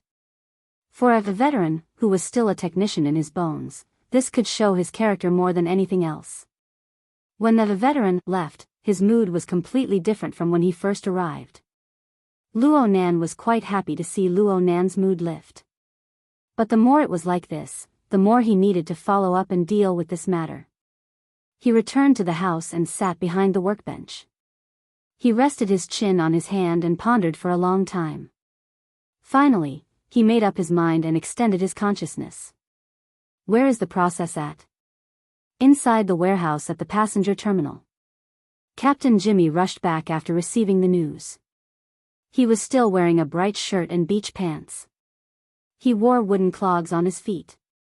He was completely out of tune with the atmosphere of the temporary command center, but his mentality was more positive and urgent than anyone else here. The intelligence clerk responded, according to Captain's intentions, the operation has already been submitted. Due to the lack of a supervisor in Ban City, it has already been sent to the East Asia Affairs Department. Get to the point. The intelligence clerk jumped in fright. His speed of speech instantly doubled. The Affairs Department has already approved it. 3 out of the 5 people in the process have already signed. Only the opinions of the director and the former supervisor are left. The deputy next to him frowned when he heard this. Captain, if this is the case, then wouldn't it fall into the hands of Manager Bai? Captain Jimmy was quite certain. Since she has left Ban City, she has separated herself from the concrete affairs. How could she have the face to compete with me, a first-line supervisor? I endured for 3 days before I sent this application. I'm already giving her enough face. Her attitude, to put it bluntly, shows that she is unwilling to take risks. Now that she has already left, what is there to fear? Besides, the others have already signed, but she is still making excuses. I have to suspect that among the group of people we want to arrest, there might be some gigolos that she is keeping behind others' backs. Captain Jimmy tore off his open-chest floral shirt. Everyone, get to your positions. Let's try to settle this matter by tonight. We have been delayed in Ban City for too long. The deep roar of the engine sounded as the giant armored airship shuttled through the vast clouds. With its huge size alone, it could deter a limited number of mutant birds living in the stratosphere and provide them with basic peace. At present, intercontinental civil aviation flights were increasingly using this type of vehicle, which was far larger and safer than large passenger planes, to defend against the threat of flying mutants. Apart from being slightly slower, there were almost no shortcomings. Of course, in the eyes of certain people, the result of the loss of efficiency was also very bad, so much so that they once again complained, the business strategy of the airline companies is becoming more and more conservative. In this way, the military's progress in the wilderness has become untrustworthy. In the first-class cabin, on an independent seat that resembled a capsule space capsule, Yukawa Aisuke was half reclining and half leaning back.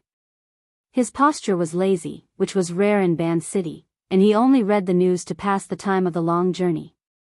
He had just finished reading a report about a military operation in the wilderness and casually linked 2 unrelated matters together. The main reason was that he hoped that Bai Xinyan, who was separated by the aisle, would join in the process of idle conversation. Bai Xinyan gave him face, raised her eyelids, and glanced at him. I remember that this is a business under your name? So I have been working to promote the development of high-end aerospace business. There will be mutants in the stratosphere, and there will also be a few at the bottom of the thermosphere, but above 100 kilometers, it is still pure and safe. With the support of technology, I trust the environment there more. The corner of Bai Xinyan's mouth curled up. Sounds like a platform for your special aerospace medal. Yukawa Aisuke laughed. No, I just feel sorry for not being able to show off the outstanding performance of my private spacecraft. Miss Xinyan, I still think that you should accept my invitation and go to the venue in a more efficient way. Compared to efficiency, safety is more important. I said, traveling with thousands of people, this sense of security is more to my liking. Yukawa Aisuke glanced at the few figures in the first-class cabin. Forgive me, in a place like this, it is really difficult to understand the feeling of traveling with thousands of people.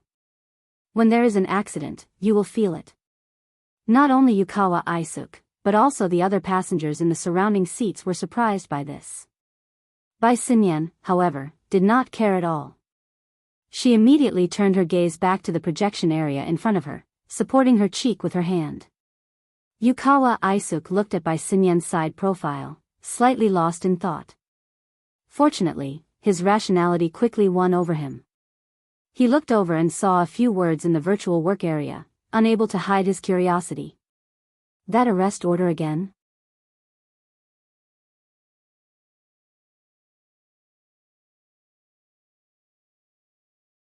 Chapter 836. Yukawa Aisuk's eyes and ears were extremely well informed in the secular world of Ban City and most of the inner world. I heard that it involves a few hundred people from a certain Hengduan tribe. It's a little troublesome to deal with, but as long as the military and police cooperate well, it's not a big deal. Bai Xinyan answered lazily, is that so? Yukawa Aisuk felt that there was more to this than met the eye. You suppressed the Tianqi operation team and didn't let them test your sword. Other than offending people, there's no benefit to it. This doesn't seem like your usual style. My usual style? Bai Xinyan glanced at him again. Looks like you know me better. Have we slept together before? Yukawa Aisuk was captivated by Bai Xinyan's gaze. He didn't feel it, but he felt like his chest had been hammered and he couldn't speak for a moment. There was no way to continue this conversation. When he thought about it again, after knowing her for so many years, he really didn't understand Bai Xinyan's usual style. This woman's actions were too temperamental. That was not the right word to describe it. It was more appropriate to say that most of the time, it was impossible to tell whether Bai Xinyan was happy or angry, and the situation had already deviated in an unbelievable direction. Of course, Yukawa Aisuk also knew that most of the time, Bai Xinyan did not have a choice. Some of the things she did were not of her own will, and she suffered on behalf of others. However, his ability and willpower to carry out all kinds of orders to the end without even blinking was also intimidating. Therefore, in the circle, some people called her black-hearted salt, and some even called her unscrupulous spokesperson, mocking her for being a puppet placed in front of others by powerful people, and saying that one had to be prepared to be betrayed at any time. I must be crazy, why did I want to come out with her? In fact, Yukawa Aisuk understood. He gave up his comfortable private spacecraft and decided to take a civil flight with Bai Xinyan at the last minute. To put it bluntly, it was to get out of the circle of trouble in Ban City as soon as possible. It was sad to say that Ban City was his home base, but now he was running away from it as if he was fleeing from a disaster. It was an abyss of suffering, and even as the head of the Yukawa family, he couldn't bear it. As the saying went, it was easy to invite a god, but hard to send him away. He had invited the two gods from the Amaterasu cult and enjoyed the convenience they brought, so he had to bear the price. In other words, he had come uninvited. Yukawa Aisuk sighed unconsciously. At the same time, he clearly heard Bai Xinyan's sigh from the other side of the aisle as well. The two sighs were strangely synchronized. "Io, this is rare." It wasn't that he sighed at the coincidence of the timing, but rather that Bai Xinyan rarely showed her emotions. He had just said that this woman was simply a cold-blooded execution machine. What was she doing now? Without waiting for Yukawa Aisuk to ask, Bai Xinyan said softly, "Aisuk, I heard you have a lot of women outside. Are we that close?" The corner of Yukawa's mouth twitched. He really wanted to do what Bai Xinyan had done just now and fight back. But the reason he provoked Bai Xinyan in the first place was because he wanted to chat with her to relieve his boredom. Then he thought about the 20-hour-long flight ahead and decided to be magnanimous. "Yes, I'm ashamed that I don't have a good grasp of such relationships." As he spoke, Yukawa Aisuk glanced at her from the corner of his eye, trying to figure out what this woman was up to. "Do you usually use them to entertain guests?" Hey. You're not going to be unreasonable about this, are you? Ahem, if you want to use this standard to judge me and consider the future of our relationship, I will be very disappointed. The topic was a little wild, but Yukawa Aisuk was not a fledgling. To put it bluntly, they were just teasing each other. As a man, he could accept such an atmosphere. However, Bai Xinyan's expression looked like she was discussing a very serious topic. Even though Yukawa Aisuke did not confirm it, she continued to speak according to the established inference. Now, there is such a poor person. She followed your instructions to entertain guests and ask for something from them. But the guests found out, and it caused some trouble. Faced with the anger of the guests, what would you do, Mr. Yukawa? Oh, you don't have to answer that. Let's move on to the next question. If Mr. Yukawa was even more unlucky and reincarnated as this woman, faced with such a situation, what would you think?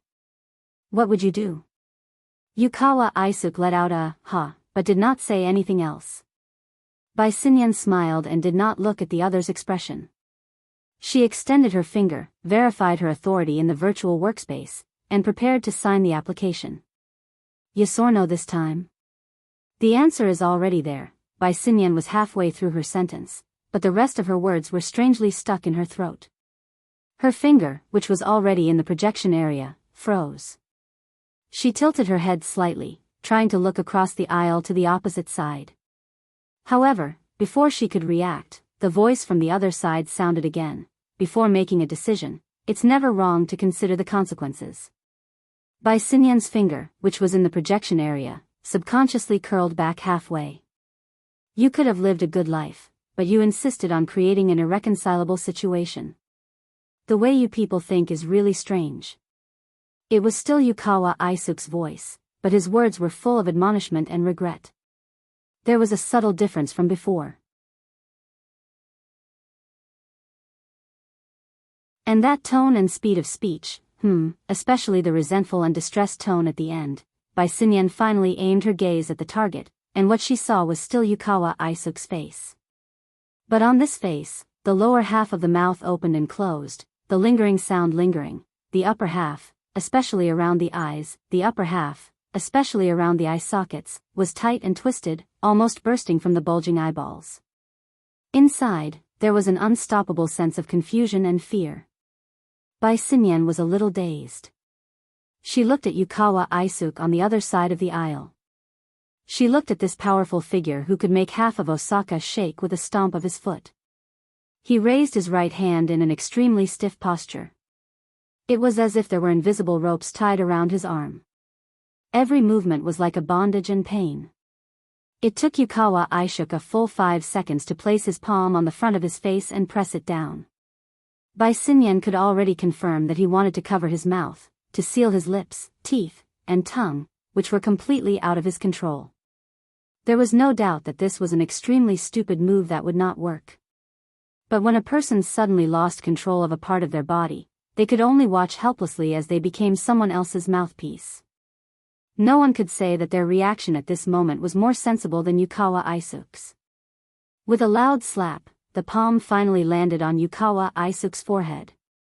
It sealed his eyes, almost flattened his nose, but it still could not stop the mouth that was out of control. Yukawa Aisuke still spoke in a fluent voice. The method might be a little rough. I originally wanted to have a more private conversation and discuss it, but everyone's defenses are different. Bai Xinyan's mind suddenly flashed. She suddenly stood up and shouted at Yukawa Aisuke, who was still sealed by the palm and twisted face. Calm down, he can't completely control you.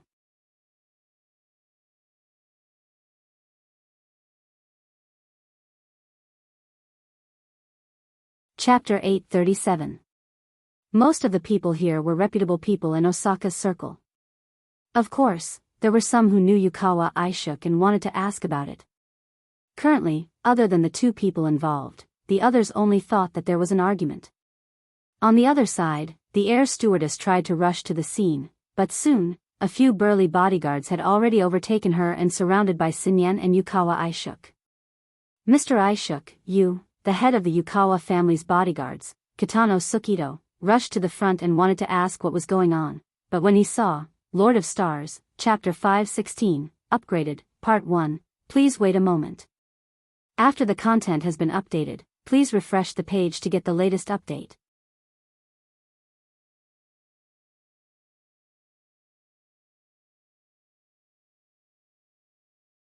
Chapter 838. Kitano Sukido's reaction was very fast. The chain of clues was also very complete. However, There wasn't much of a difference between ability users and ordinary people when it came to the level of imagination.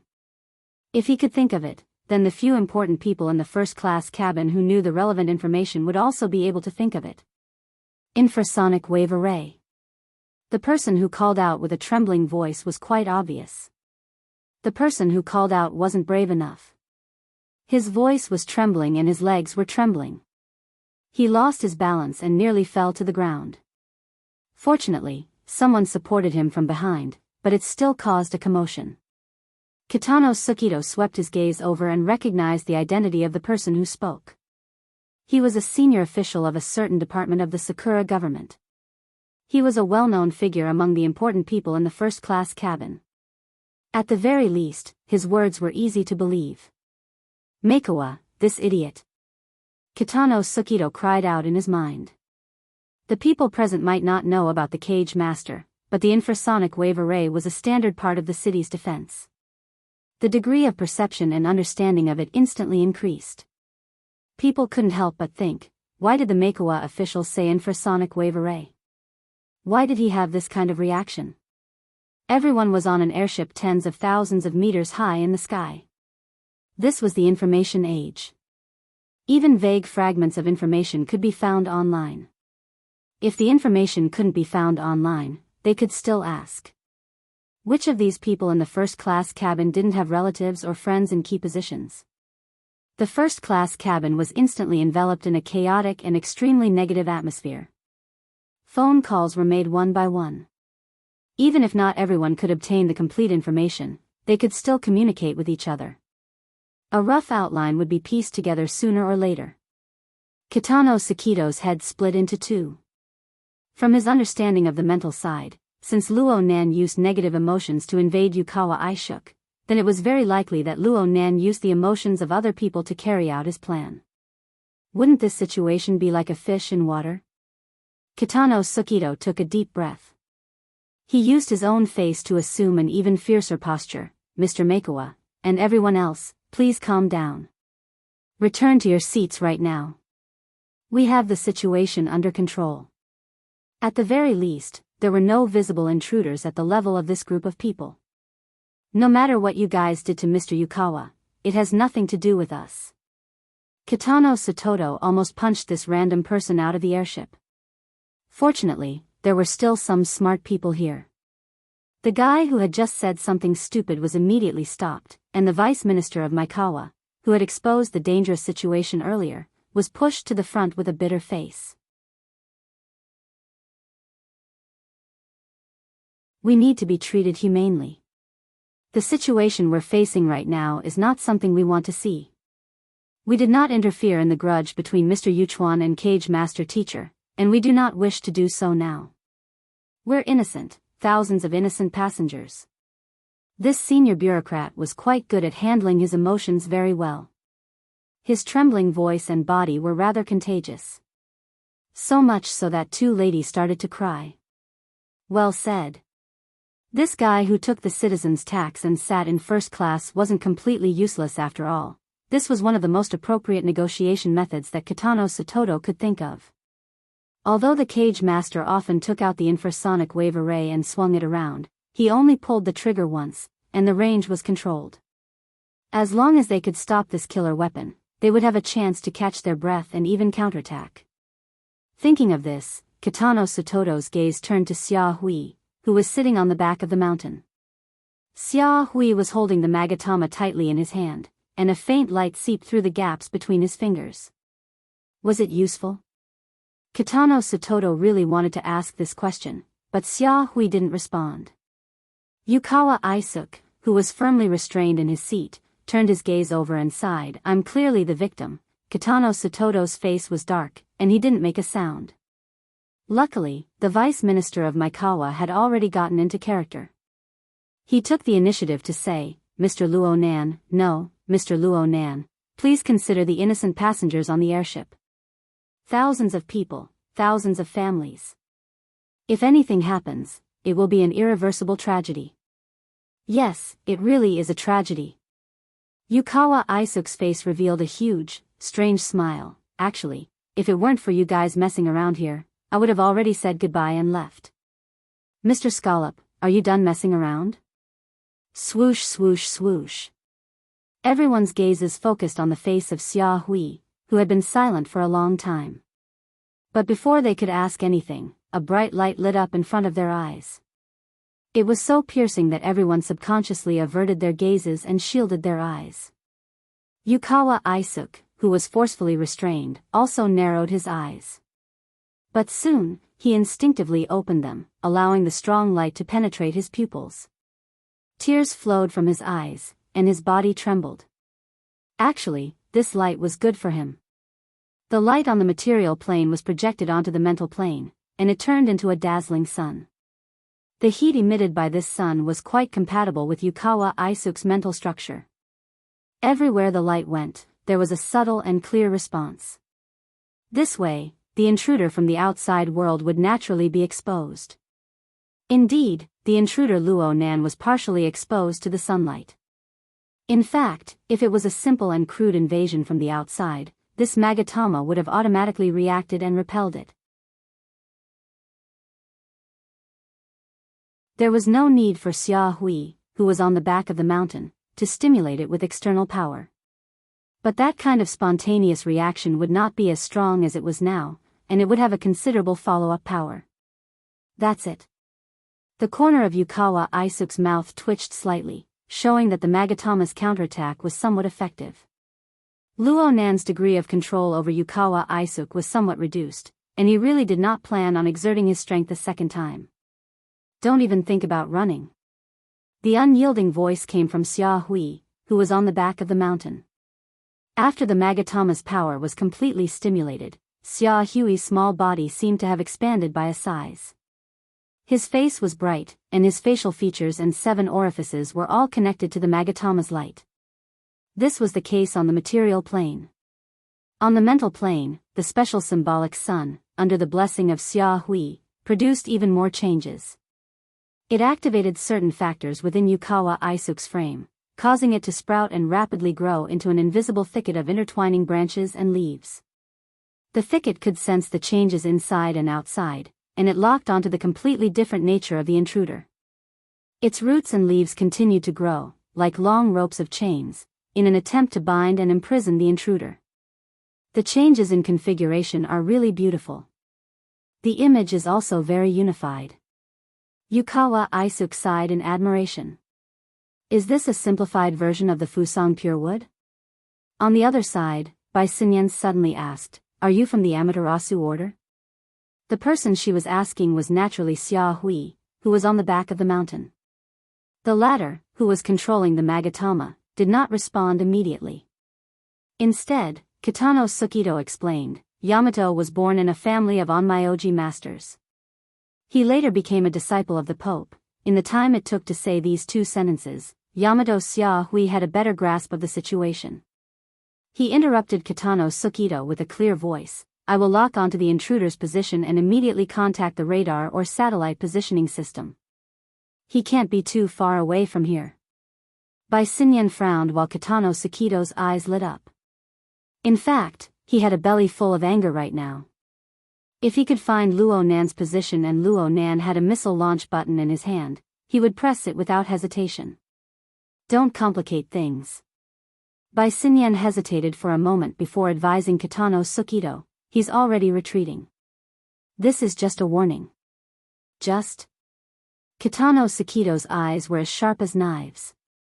Miss Bai Xinyan, the Yukawa family respects your opinion, but we hope that you can respect our profession. If that person can come once, then he can come a second time and a third time. You guys can't do anything to him.